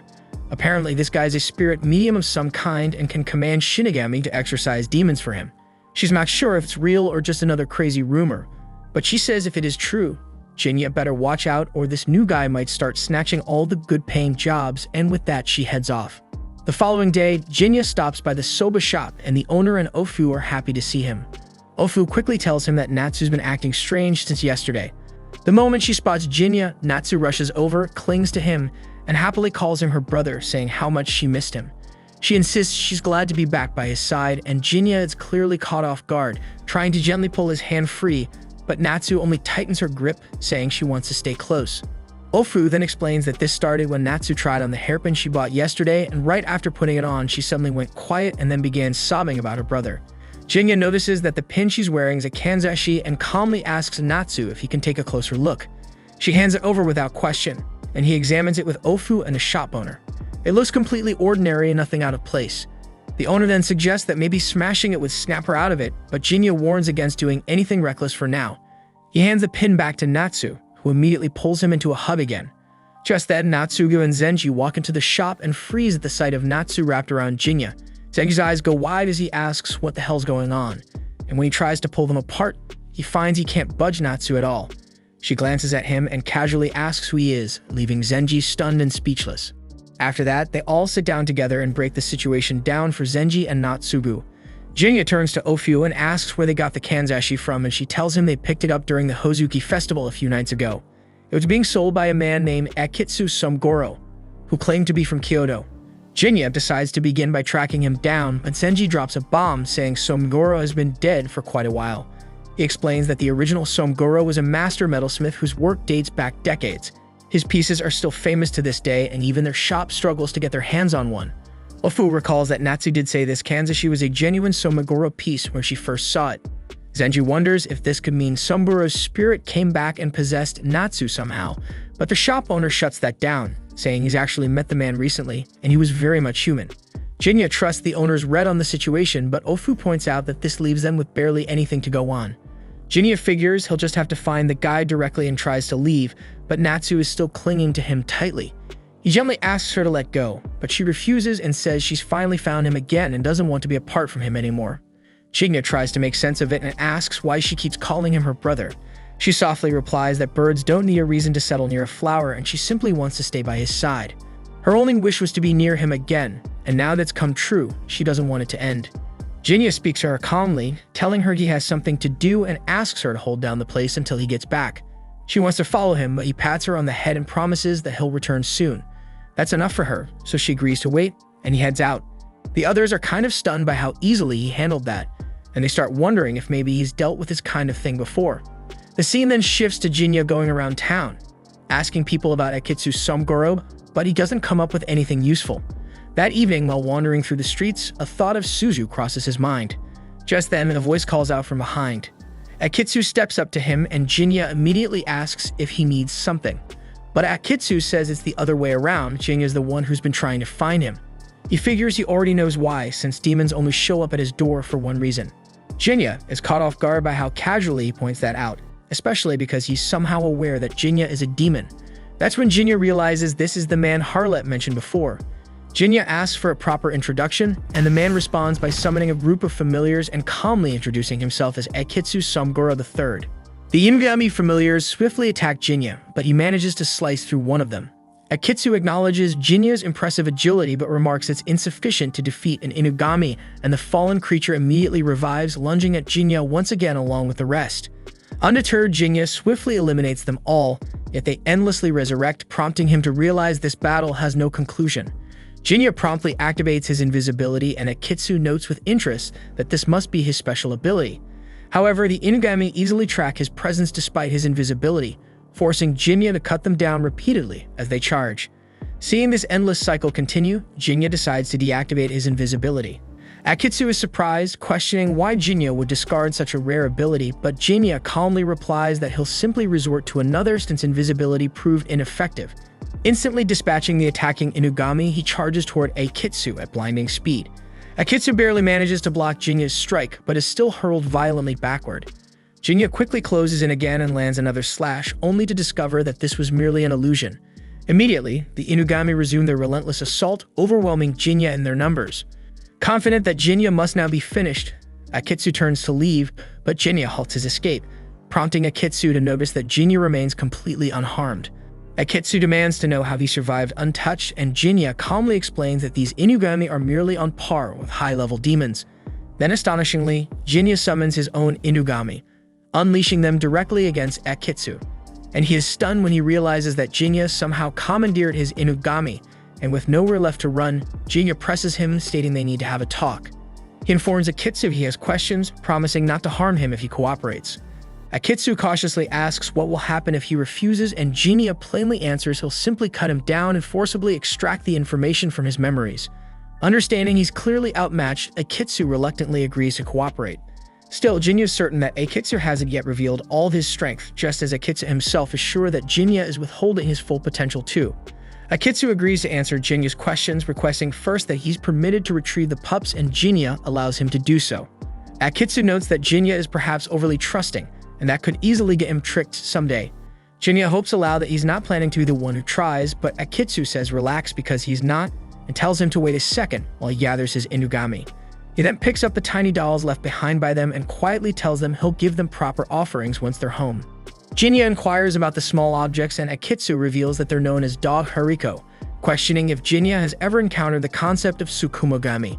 He explains that they're items imbued with feelings, noting that human emotions possess a unique power. If negative emotions can manifest as demons, it's equally plausible for the emotions residing in objects to materialize. Jinta quickly understands, realizing that Akitsu can harness the emotions held within items, turning them into demonic entities. Akitsu confirms this, specifying that he can indeed produce tsukumogamis, clarifying he's not a controller or shinigami like an onmyoji. Jinta remembers Akitsu previously mentioning he's the third, prompting him to ask whether Akitsu belongs to a lineage of spirit banishers. Akitsu corrects him, stating they're not exactly a family lineage. They don't rely on methods passed down within a family. Rather, Akitsu represents a particular school. The original Somogoro Akitsu was merely an exceptionally skilled craftsman whose creations became infused with souls. Gradually, he mastered shaping these souls into tsukumogamis and eventually devised a spell to control them. When the first Somogoro withdrew into isolation, his apprentice took his name, and now Akitsu himself is the third to carry it. Akitsu emphasizes that the name Somogoro Akitsu represents the artisan, not a family line of spirit banishers. After apologizing for digressing, he asks for Jinta's name, to which Jinta promptly introduces himself. Then Jinta remarks that Akitsu sold a kanzashi to a woman yesterday. Akitsu recalls that he didn't actually sell the kanzashi, but instead gave it away freely. Jinta explains that once the girl wore the kanzashi, her behavior drastically changed, prompting him to ask Akitsu to explain the item's background. Akitsu claims it's merely an ordinary kanzashi, but noticing something particular about Jinta, promises he'll handle the issue with the girl provided Jinta puts his sword away. Jinta cautiously expresses hope that Akitsu isn't deceiving him, to which Akitsu reassures him that he's speaking honestly, adding that Jinta has no choice but to trust him. The scene then shifts as Jinta returns to the soba shop later that evening, spotting Natsu waiting outside for him. She's delighted upon seeing his return, prompting Jinta to ask if she'd been waiting for him all this time. Natsu confirms she was, reminding him that he'd asked her to wait. He apologizes for his tardiness, but she isn't concerned, stating confidently that she knew he'd come back eventually, and together they begin walking slowly into the night. As they're strolling along, Jinta's attention falls on a snow willow tree, prompting him to stop and describe to Natsu how its blossoms flutter gently down like snowflakes in springtime. Impressed, she remarks that he seems unusually knowledgeable about plants, once again addressing him affectionately as brother. He softly protests, confessing he doesn't particularly enjoy being called brother, as it feels as though someone has glimpsed into his weakest point. It reminds him vividly of those he couldn't protect, evoking broken promises and failures. He quietly admits he was never genuinely a big brother, not to her, nor to Suzu. Natsu immediately counters this claim, asserting firmly that it's not true. She explains simply that a bird needs no reason to nestle close to a blooming flower, just as siblings require no reason to remain connected. No matter the circumstances, the bond between them remains unbreakable. She expresses genuine joy at finally being reunited after so much time apart, reassuring him confidently that he'll also find his own path back just as she did. Uncertain, he asks if she'll really think he'll find it, and she confidently assures him he will, emphasizing that's precisely the purpose of living. Jinta gratefully thanks her for patiently listening to his worries and hands her the kogai he received from the soba shop owner, explaining gently that it represents her other half. He recalls clearly what Akitsu instructed him, to deliver the kogai to the girl, after which everything should return to normal. Natsu gladly accepts the kogai, delighted to finally touch her brother again, and softly thanks him. Moments later, the soul residing in the kanzashi transforms into a sparrow, gracefully flying out of Natsu's body. Natsu then collapses gently, and Jinta quickly catches her. Akitsu arrives, warmly praising Jinta for his skillful handling of the situation. then proceeds to clarify that if both items, the kanzashi and the kogai, were crafted by the same artisan, they're typically regarded as siblings. However, given that kanzashis are feminine and kogais masculine, they can specifically represent brother and sister. Akitsu surmises Jinya's kogai must indeed be another Somegoro creation, explaining the kanzashi recognize him as brother precisely because he possessed her matching sibling piece. Jinya reveals that initially he believed the kanzashi embodied the emotions of someone long departed, which would explain why Natsu, while under its influence, desperately sought her brother, leading him to mistakenly conclude he must resemble the kanzashi's original brother. Akitsu remarks lightly that those types of things only occur in fairy tales, prompting Jinya to realize that the kanzashi was simply seeking out the kogai. Reflecting quietly, Jinya marvels at how many mysterious and extraordinary things exist in this world, leading Akitsu to tease him that those hardly sound like words coming from a demon. Akitsu expresses relief that ultimately the kanzashi could reunite with her sibling, prompting Jinya to wonder aloud where its next journey might lead. Akitsu confidently replies that he'll probably venture somewhere distant, eventually settling in a place it truly feels connected to. He notes gently that they'll only discover exactly where when they someday ask the sparrow itself, and Jinya warmly hopes that it'll soon find its true home. After a pause, Akitsu announces that it's time for him to leave, prompting Jinya to question if it's really acceptable for him to just let a demon go free.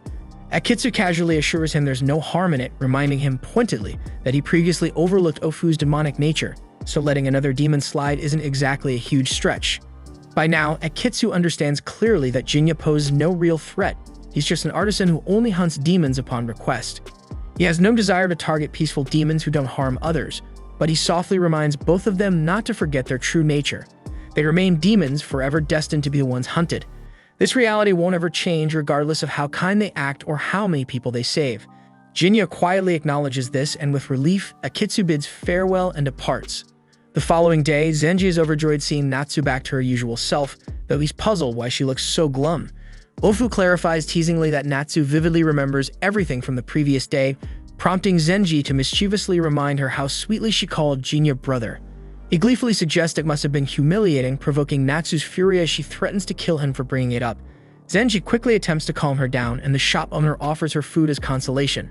He casually wonders aloud why Jinya hasn't stopped by today, instantly causing Natsu to blush furiously upon hearing his name mentioned.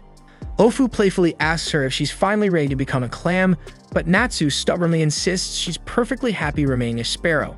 Still mortified, she agonizes over how she'll ever face Jinya again. Meanwhile, Jinya crosses paths with her while wandering the streets. He wryly comments that it's a bit early in the day for her to start charming men, but she swiftly replies that she just came over to say hello out of genuine concern. She scolds him gently for always being so cold towards her and suggests they chat since they bumped into each other anyway, offering him some intriguing rumors that might be valuable to him. Just then, the sound of a sparrow chirping reaches their ears, prompting her to mention she's been hearing that very sound since last night. She complains that she barely got any sleep because of it, finding it odd that the bird seems to be constantly nearby. She's puzzled about what's going on, while Jinya recalls Akitsu mentioning that feelings eventually find their way back to where they truly belong. Realizing the sparrow must be the same one that flew away from Natsu yesterday evening, Jinya stands in contemplation, leaving her to ask him curiously what's on his mind. The story then moves forward in time to the year 2009, where Miyaka's mother praises her daughter for how beautifully she looks in her shrine maiden attire. Miyaka is embarrassed and asks her mother why she's so insistent about her becoming a shrine maiden, worrying it would be humiliating if any of her friends came by and saw her dressed this way. Her mother explains that this role is something any girl born into their shrine must fulfill, adding that her own mother had requested her to uphold two important traditions and pass them down through future generations. The first is to incorporate the character for Night into the name of every daughter born into the family, while the second is to ensure that the shrine maiden bloodline is never broken. Miyaka wonders aloud why her grandmother would have requested something like that, but her mother confesses even she isn't entirely sure about its significance. Her mother gently continues, stating that even if they can't fully grasp the tradition's meaning, it must have been important to the person who originally established it. Therefore, protecting it isn't so much about the tradition itself, but rather about preserving the feelings behind it. That's why they must continue using the kanji for Night in their names. She then leaves Miyaka alone to prepare dinner, leaving Miyaka confused and pondering what her mother had just explained, though she keeps sweeping the shrine grounds diligently, mostly to stay warm. Just then, Jinya approaches her and inquires if she's the shrine maiden, explaining he has something he'd like to ask her. Miyaka promptly corrects him, clarifying she's not merely a shrine maiden, but rather an Itsukihime. Hearing that title astonishes Jinya deeply, And though Miyaka admits she herself isn't sure what exactly an Itsukihime is, she informs him it's a traditional title held at Jinta Shrine. The mention of Jinta Shrine shocks Jinja even more, and tears well up in his eyes as he's overcome by the realization that the chief truly managed to preserve this place so he could one day return. With heartfelt gratitude, he thanks Miyaka sincerely for sharing this with him and turns to leave. Miyaka quickly stops him, reminding him he initially came to ask something, but Jinja gently replies he's already found the answer he was seeking and departs. The scene then shifts to a school entrance ceremony, where Miyaka is among the new students attending. Unexpectedly, Jinja is also present for some reason, catching Miyaka completely by surprise as she notices him there too. The scene then shifts over to Miyaka and her classmate Kaoru sitting together watching a stage play. Kaoru is surprised they're even allowed to be watching a play during school hours. She glances over and notices Miyaka looks kind of worn out, and Miyaka explains she just didn't sleep that well the night before. Curious, she asks what the play is about, and Kaoru tells her it's called Streetwalker in the Rain. It's based on the memoirs of a wandering woman from the Edo era. It's a touching story involving her and a samurai. Miyaka tilts her head and asks what exactly a wandering woman is. Kaoru casually replies that it's another word for someone who worked in the pleasure quarters. She says the woman in the story was originally born to a samurai or merchant household, but things went south for her family, so she ended up taking on that kind of life. Miyaka raises an eyebrow, saying Kaoru sure knows a lot about this stuff. Kaoru just shrugs and says someone explained it to her recently. The curtain rises and the narrator begins. It all started when a samurai showed up with a marriage offer. It was less about love and more about trying to prop up a crumbling family name, because back then, women were basically seen as bargaining chips. The samurai asked the woman her name, and she calmly said she was born into a samurai family. Her cold, indifferent tone made it sound like she was mocking him, so he backed out of the proposal, and that single decision shattered the family's last hope. Their downfall came fast. Her father passed away from grief, while her mother spent her days bitter and ranting. None of it really mattered though, because there had never been real love in their home, just a hollow connection. From that moment on, nobody ever used the woman's real name again. Not that she cared, because deep down she had seen this ending coming for a long time. Then one rainy night, Natsubu ducked under a house awning to get out of the storm. Not long after, Harlot showed up and joined him under the same shelter. She asked him if he was just trying to stay dry too, and the moment he saw her, he was stunned. She casually wiped the rain off her arms, and he couldn't stop staring. She noticed and asked him if seeing someone from the red light district was really such a rare thing to see. Embarrassed, he apologized for staring and said he didn't mean to make her feel weird. That made her chuckle, and he apologized again for being too stiff. She teased him about being way too serious, and the rain kept pouring down around them. She figured it wasn't stopping anytime soon and got ready to leave, but he warned her that she'd get soaked, but she simply said that she was already drenched. As she walked off, he introduced himself and asked for her name. She gives her name as Harlot, adding that a name like that should be more than enough for someone like her. That simple answer makes Natsubu's heart skip a beat. Flustered, he glances away, and that's when he spots a dark shape moving through the rain, and it looks just like his brother. At the same time, Harlot also notices it and seems surprised. He asks if she knows who it is, and she quietly replies that it's someone from her past. The story then shifts to the next day with Natsubu dropping by the local soda place, where he finds Jinja already there. Jinja brings up how rough the rain was last night, and Natsubu nods in agreement. Ofu overhears and casually asks if the two of them were out together. Natsubu says they were all hanging out drinking and jokes that Jinja drank like a bottomless well, which made him drink more than he meant to. Ofu scolds Jinja, saying he should know when to quit next time, but Jinja points out he didn't force anyone to drink. Natsubu agrees it was his own choice, but says it was still a great night out. The vibe was perfect until the storm came and ruined it. Ofu then goes to take the next order, and Natsubu turns back to Jinja and asks what he ended up doing after he left, since he was supposed to be looking for a job. Jinja says he picked up on an interesting rumor. Natsubu raises an eyebrow and asks if it's demon-related. Jinja has a hunch it is and says he's heading back to Asakusa again tonight to dig deeper. Back in the theater, the play carries on, but Miyaka has dozed off halfway through. On stage, Natsubu is shown returning to Asakusa once more, carrying feelings he still hasn't sorted out. The rain hasn't let up. Just like last time, Harlot shows up to take cover in the same spot. She notices him and asks why he's there again. He tells her he's still uneasy about the shadow they saw the other night. She reminds him she already told him that it was just someone from her past. But Natsubu can't help but wonder who she really is. She tells him bluntly that when it comes to a woman's history, especially a woman from the pleasure district, it's better not to dig around too much. Natsubu apologizes for prying, and she tells him he's way too sincere. He admits that the real reason he came was just to see her again. She playfully asks why he didn't say so if he wanted to spend time with her, but But with a straight face, he says that's not what this is about, he just wanted to see her. She realizes he's being honest and apologizes for the joke, saying he's really an odd one. But right then, they both notice that same shadowy figure from before. The figure remains still in the rain, and to Natsugu it looks exactly like his brother. Harlot stares at it too, quietly wondering why this figure from her past has suddenly appeared now. Natsugu starts thinking that this man must have meant more to her than just some fleeting customer. Her voice held a warmth she couldn't hide, and even though she tried to seem composed, her trembling shoulders gave her fear away. The next morning, the scene shifts to Jinya sitting in the soba shop, staring at the table. Ofu notices his gloomy mood and asks what's wrong. Jinya admits that he totally screwed up. He had the demon right there in front of him and still let it slip away, and he can't help but laugh at himself for it. Ofu asks if he's going after it again, but he says he can't because the demon only shows up when it rains. Just then, Natsugu walks into the shop and says he needs to speak with Jinya. He also asks Ofu and the shopkeeper to stay and hear him out because he needs everyone's advice. He then admits he recently met a woman who's caught his interest. Right after that, Zenji and Natsu come in and place an order for 2 bowls of soba.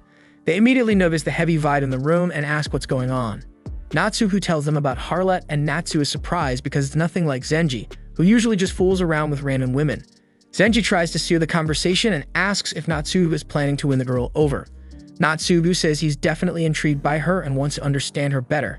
Natsu points out that their social standings are too far apart, and even if he does learn more about her, it might not help. But Natsugu insists he wants to find out for himself before making any decisions, and Natsu admires how serious he is. Then Zenji suddenly gets an idea and shares a plan he swears will win Harlot's heart. He says that since she works on the street, all Natsugu needs is for some thug to bother her, and then he can swoop in like a hero and save the day. Natsu immediately shuts the idea down, saying it's way too cheesy. But Zenji ignores her and goes on describing how Natsugu would show up just in time to beat down the thug and win Harlot's heart. Natsu insists that it's way too outdated, and Jinya adds that thugs don't exactly pop out on cue in the real world. That's when Zenji grins and proudly reveals that he's the so-called thug in this little stunt. Everyone in the soba shop stares at him, clearly unimpressed. Zenji turns to the shopkeeper and asks if he has any better suggestions. The shopkeeper thinks for a moment, then says it's really just about putting in the time.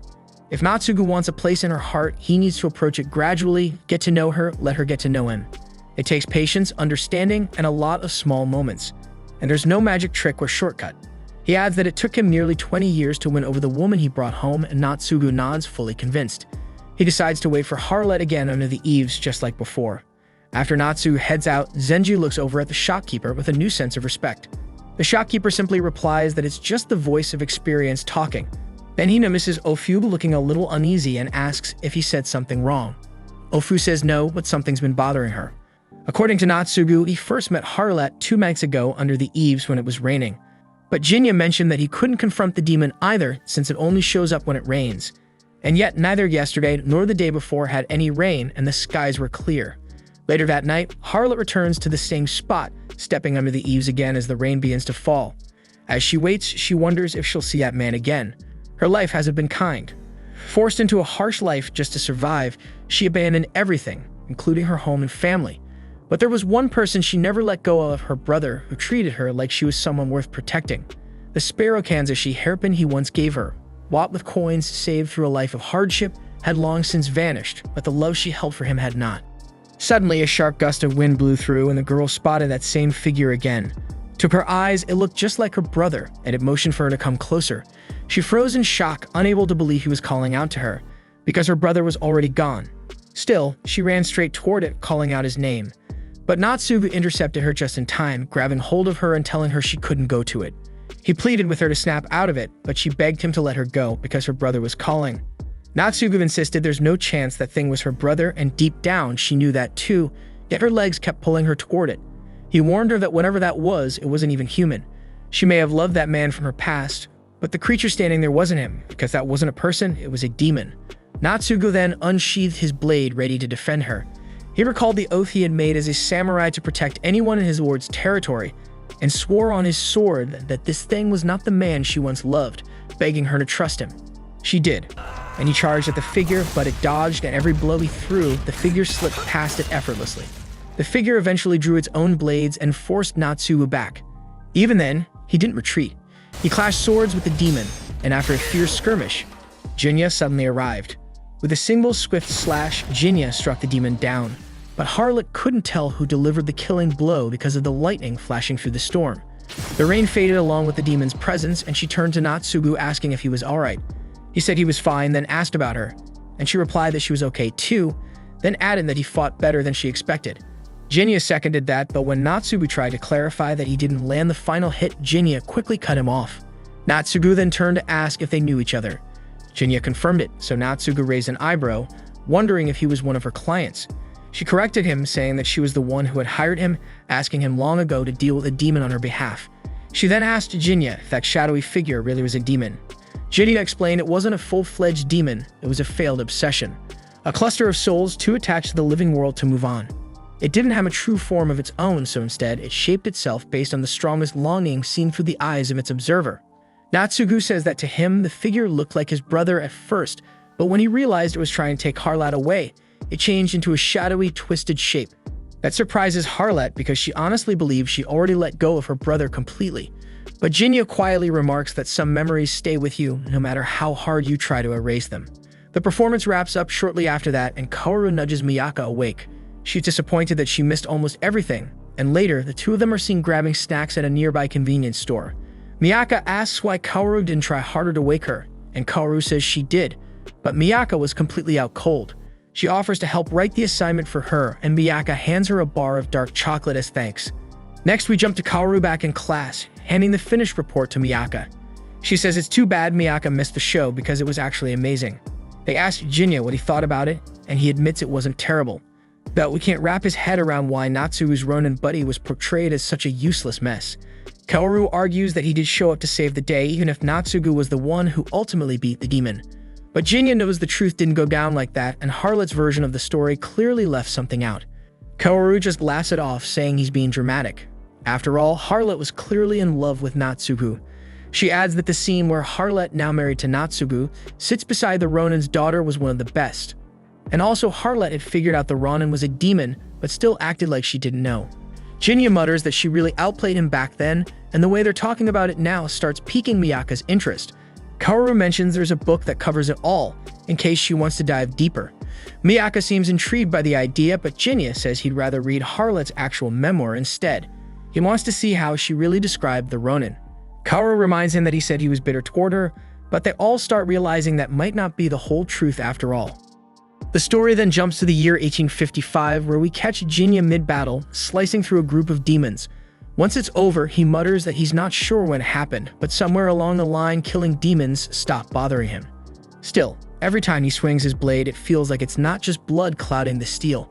Maybe it's his heart too getting murkier with every cut. Later, they see him collecting his payment for the job.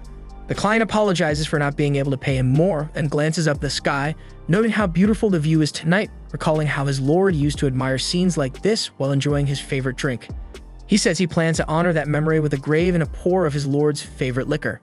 After that, he quietly excuses himself, and the scene fades into the next morning. Jinta wakes up in his house to the sounds of his neighbors yelling, and when he checks, the husband is berating his wife, demanding she go buy more booze. The next cut shows Jinta out shopping with Ofu. He tells her about the last demon hunt, explaining that he had to deal with the whole house crawling with them. She remarks that it must have been a rough night and offers to carry the bag of vegetables since he must be exhausted, but he says he's fine and it's a day worth celebrating after all. As they walk, they pass a liquor shop with a crowd lined up to buy a brand called Yuki no Nagori, which seems to be the latest craze. Customers rush in to grab it, and Ofu wonders if they should pick some up too, but Jinta shrugs it off, saying the place is too packed for him, and they keep walking. Soon they're at the soba restaurant where the day's special guest Zenji finally shows up. Natsu immediately scolds him for being late, and he explains that the shop was busy today. She brushes it off, saying it doesn't matter because this party is for him anyway, and now all they're waiting on is Natsugu. A moment later, he shows up too, and the party finally kicks off. Zenji tries to give a speech, saying it's been 15 years since he started working at Sugaya, but Natsu cuts him off and tells him to knock it off with the speeches. Zenji laughs and shares the real news. He's been promoted to head clerk. He thanks everyone for coming to celebrate, and they all raise their glasses in congratulations. Then the restaurant owner brings out a steaming pot of chicken hot pot, saying plain soba just won't do on a day like this. Ofu pours Zenji a drink, and he recognizes it right away, Primo Kudari Zake. He's stunned and asks how she even managed to get something so rare, and she tells him Jinta went out of his way to get it just for him, and hearing that brings Zenji to the verge of tears. They all sit down to eat and drink, and after a while, Zenji remembers he brought something too. He pulls out a bottle of Yuki no Nagori, saying it's been the talk of the town lately, even his boss has been drinking it non-stop. He figured today was the perfect time to share a bottle with everyone. Zenji starts to pour a cup, but Natsu grabs the bottle and pours it for him, reminding him that he's the guest of honor today. Zenji is moved by the gesture, thinking to himself that she used to be such a little punk, but she's clearly matured a lot. She brushes off his remark, saying it's his date anyway, and hands him the drink. But the second he takes a sip, Zenji spits it out. It's salty, it reeks, and it burns like hell going down. Natsu, who takes a sip too after seeing that reaction, and he agrees that it's intense, not something he'd ever call tasty. Jinta gets curious and takes a sip as well, and he says it's not terrible, but it's weak. Natsu questions if this is really the same drink everyone's been obsessing over, and Zenji swears this is what his boss has been knocking back. The shop owner tells them to just toss that stuff and drink some decent liquor from his stock instead, and they're more than happy to accept. The next morning, Jinta wakes up at home again and hears the same argument echoing through the walls. The neighbor's wife is telling her husband to cut down on his drinking, but he's not listening to a word she says. Later that night, Jinta is crossing a bridge when he runs into Harlat. He says he's looking for work and asks if she has any leads. She tells him she does, but she's not sure if it's going to lead to anything solid. Lately, there have been all kinds of strange stories going around. A demon taking the place of a sick child, a group of demons hiding under a bridge, and a ghostly woman wandering the streets after dark.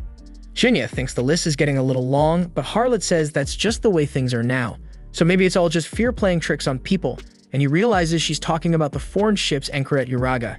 She says the Emperor's slowly turning into a pet for the Americans, and when society gets shaky, evil always finds its way in, and that's the world they're living in now. She also brings up that Yuki no Negori drink again is flying off the shelves, so it seems like folks are just drowning their worries in booze, and her customers won't stop bragging about getting their hands on it. Jinta asks if any of them mention how it tastes, and she says yeah, they've been saying it's so divine it could send someone straight to heaven.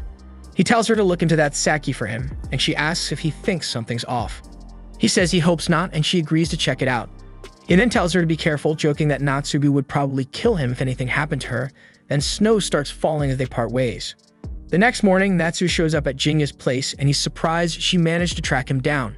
She says Ofu gave her a clue, and she figured he'd be holed up somewhere like this, close enough to the soba shop to still be in his comfort zone. She tells him he should have mentioned it earlier, and just then, shouting breaks out next door. She asks what that was, and he explains that it's just the neighbors arguing again because the dad's been drinking non-stop lately. Jinta asks her what brings her over, and she says she needs a favor. She takes a seat and explains that Zenji's been skipping work and getting hammered in a bar in Nihonbashi. Jinta is shocked to hear that, especially right after Zenji's big promotion. Natsu says he's been like this ever since the day after the party, drinking non-stop day and night. Her dad's just about had it with him, and Jinta asks what she expects him to do. She says she's too nervous to march into a bar alone and wants him to come along as backup. She even offers to pay him if it helps, but he says there's no need for that and agrees to tag along. Cut to the bar, Natsu walks in and finds Zenji drinking by himself. She heads straight to him, and he asks what she wants. She snaps at him for ditching work and wasting time drinking, but he cuts her off, calling her a barking mutt. He adds that this is exactly why she's still single, and he doubts any guy would ever want to marry someone like her. That pisses her off, and she's about to let him have it, but Jinta steps in and stops her. Zenji tells him to stay out of it, but Jinta calmly tells him not to let the booze turn him into a complete jerk. But Zenji just scoffs and says Jinta's always rubbed him the wrong way ever since they first met. Jinta tells him to knock it off, and when Zenji tries to take a swing, Jinta ducks and drives a punch straight into his gut, knocking him out cold and forcing the booze out of his system. Natsu rushes to check on him, saying Jinta might have gone overboard, but he explains that Zenji needed to puke that liquor out. That's when he notices the bottle. Zenji had been drinking Yuki no Nagori. Suddenly, the other customers in the bar close in, not too happy with the scene Jinta just caused. One of them warns him not to start trouble here, but Jinta calmly tells Natsu to shut her eyes and let him handle it. A few of them rush him, but Jinta takes them down barehanded without breaking a sweat. Some of the others start chucking sake baubles at him, but he manages to deflect them and shield Natsu too. Just when one more guy lunges to hit Jinta from behind, a familiar jumps in and knocks the guy out. It doesn't stop there. It goes on to drop a couple more goons. Jinta finishes off the last guy standing, and Natsu quickly checks on Zenji, asking if he's okay. Jinta tells her he's just out cold, and then turns to thank Akitsu for the assist. Akitsu shrugs it off, saying Jinta didn't really need help, but Jinja admits it saved him some effort. Cut to Zenji waking up back at Sugaya. He looks around confused about how he ended up there. Natsu brings him a cup of tea and is relieved he's finally awake. He slowly gets up, pieces of the bar fight coming back to him, and immediately apologizes. She asks if he's still hurting and he admits it's still a bit sore. She sighs, saying she wishes Jinja had gone a bit easier on him. Zenji apologizes again for the awful things he said. She brushes it off, saying she knows better than to take a drunk man's words seriously, and she's sure he still respects her deep down. She tells him not to beat himself up over it, but he keeps apologizing, saying he doesn't know what came over him, and she agrees because he's never the type to throw punches around. He says he was blackout drunk and riding the high, but something felt wrong. Even when she showed up, he just got angrier, and he still doesn't know why he hated seeing Jinja so much. She tells him to take it easy for now, and that's when his boss walks in. The boss says he heard Zenji made a total fool of himself, and Zenji apologizes once more, and surprisingly the boss tells him he's getting one more chance. At the same time, Jinja and Akitsu are sitting in Jinja's room when the neighbors next door start arguing again over alcohol like clockwork. Jinja glances at Akitsu and asks what he was even doing hanging around that bar earlier. Akitsu says something weird's been going on in Kyoto. Not long ago, he heard about a guy who murdered his own younger brother. That story alone wouldn't usually raise red flags, but ever since then, more violent stuff has been happening back to back. It didn't sit right with him, so he started digging, and it turns out the victim in that first incident had brought home a weird type of sake for his brother, who drank it, then carried out the killing. Turns out every case involved someone drinking booze, and in all of them, it was the same brand. Yuki no Nagori, and Akitsu's been trying to track its origin ever since. Later on, the two of them step out, and Jinja asks if Akitsu uncovered anything useful in Kyoto.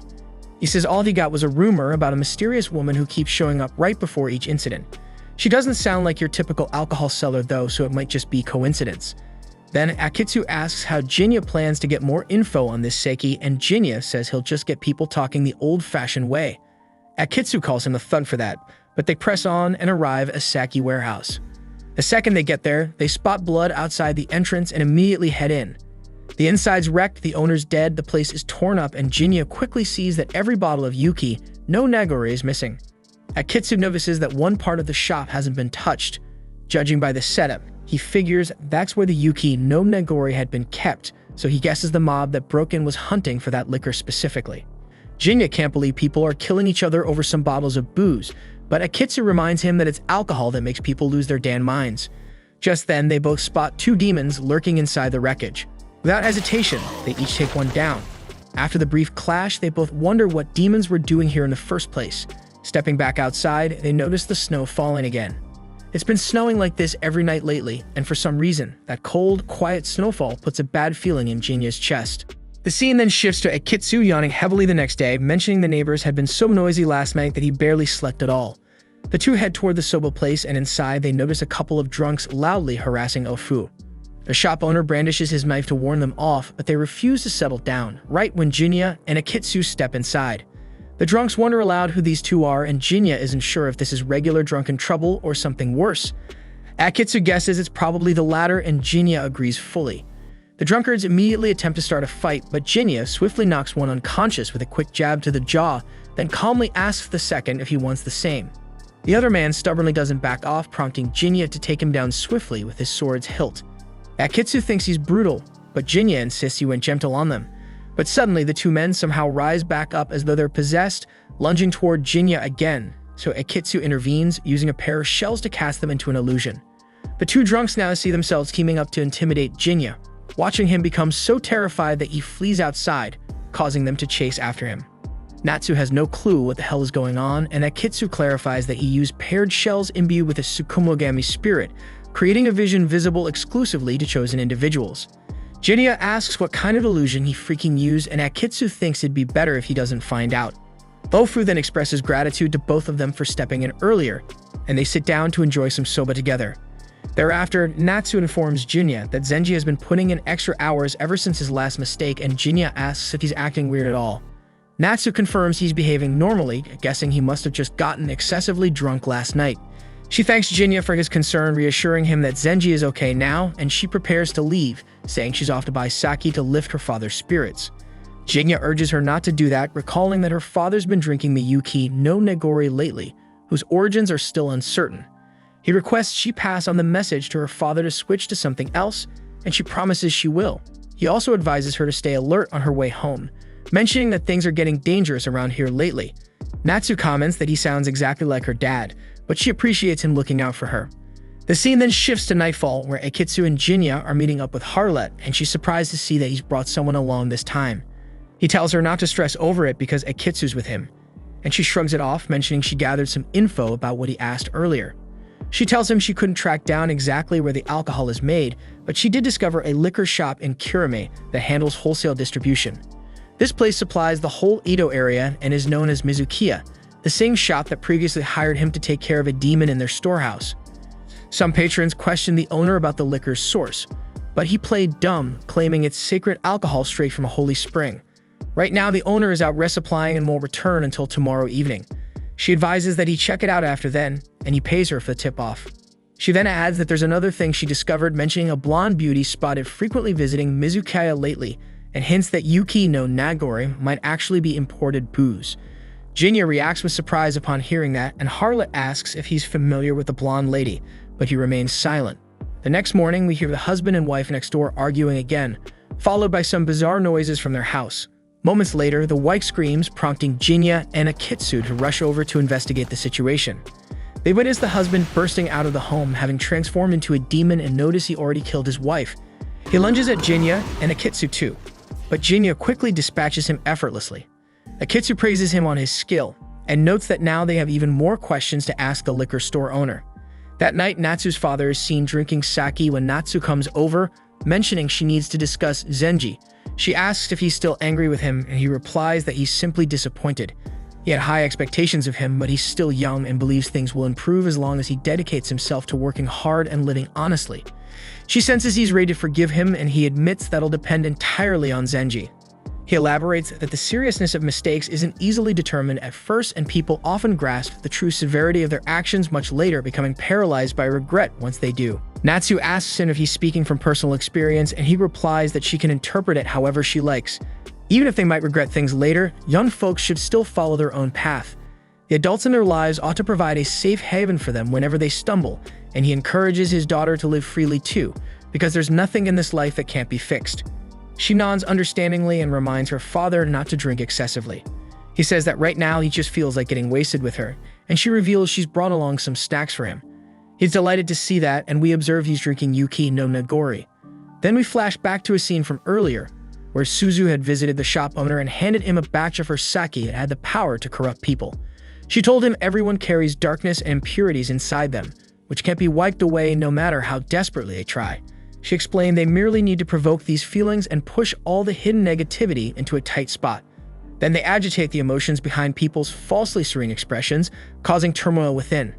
After that, hatred will bloom beautifully like falling snow, purifying their hearts by bleaching them pure white. She decided to name this Sakiyuki no Nagori, and she wondered whether her brother would finally notice her once everyone around him becomes corrupted. Later that night, the shopkeeper is inspecting his inventory in the warehouse, feeling convinced he'll soon be rich with this much freaking sake. Suddenly, Jinya appears, causing the store owner to question who he is. Jinya reminds him about slaying a demon for him 2 years prior, and the shopkeeper recognizes him but says he can't just barge into the warehouse this way. Jinya says there's something he needs to discuss, promising he'll leave as soon as they're done. The shopkeeper asks what this is all about, and Jinya explains he's looking for a sake called Yuki no Nagori, prompting Akitsu to point out that the owner has plenty in stock behind him. Jinya is relieved to see so much available, noting he's had trouble finding it anywhere due to its popularity, and the owner confirms he just received a new shipment today. Jinya then asks where it came from, but the shopkeeper refuses to disclose that, claiming his entire livelihood depends on it. Jinya then sighs and starts pulling out his sword while concluding that he'll have to try a different approach with him. At the same time, Metsu's dad casually asks if she wants to share a drink with him, and he pours her a cup of sake. She decides she'll just give it a quick taste, taking a small sip. Then she pours him a cup and he enjoys it, commenting that it's a damn good sake. Meanwhile, in the warehouse, Jinya confronts the owner, stating there's been a spike in strange incidents recently, with violent episodes becoming frequent. All these incidents trace back to the sake named Yuki no Nagori, and he's convinced that this isn't ordinary sake. He demands to know its damn source, and the owner claims he simply collected it from a spring on Mount Oyama, filling bottles straight from there. Jinya suspects he's lying, asking if he's eager to lose his life, But the owner insists he's speaking the truth. The spring genuinely produces sake. Jinta wonders aloud about the true nature of this sake, but the owner admits he has no damn idea, only saying the blonde woman described it as sake capable of poisoning human hearts. She warned him if people kept drinking it, they'd eventually drown in hatred, and Jinta becomes furious that he willingly sold something so dangerous. The owner counters by saying it's typical for alcohol to trigger trouble, claiming there's nothing wrong with a vendor merely selling his products. Akitsu recognizes he did all this solely for profit, labeling him as complete garbage. He tells Jinta there's no point in questioning him further, but at least they've confirmed Yuki no Nagori is behind all the chaos. He suggests they destroy all the sake stored here before heading out to Mount Oyama, but the owner refuses to let them touch it. He's still desperate to cash in on the sake, and Jinta grabs him roughly by the shirt, telling him he has a few more questions. He demands to know everything the man knows about that blonde woman, and Akitsu tells him to let him go, but Jinta won't listen. Akitsu then punches him, prompting Jinta to release his grip, just barely sparing the man's sorry life. Akitsu gently asks him if he knows anything about the blonde woman, but Jinta just brushes it off, says it's nothing worth talking about, and Akitsu decides not to push him any further.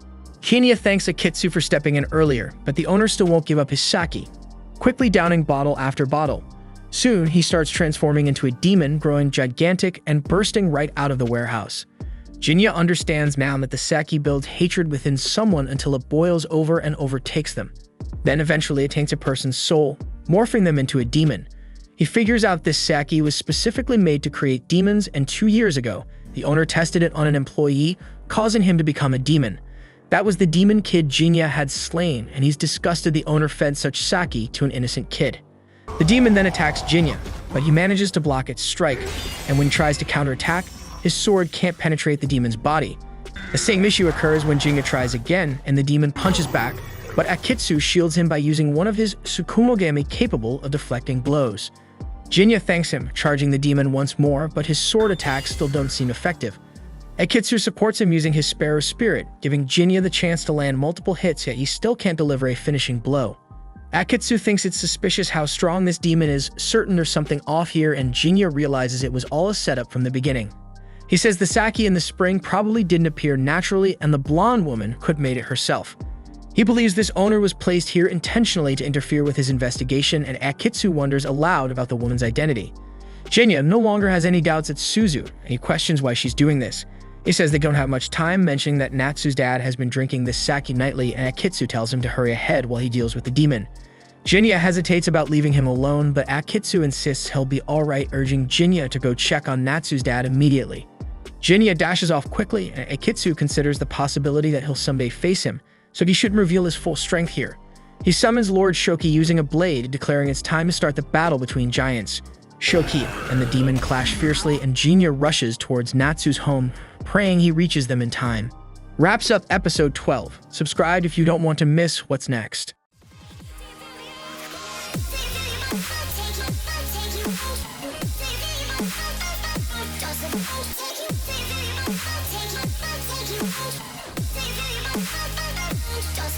Take you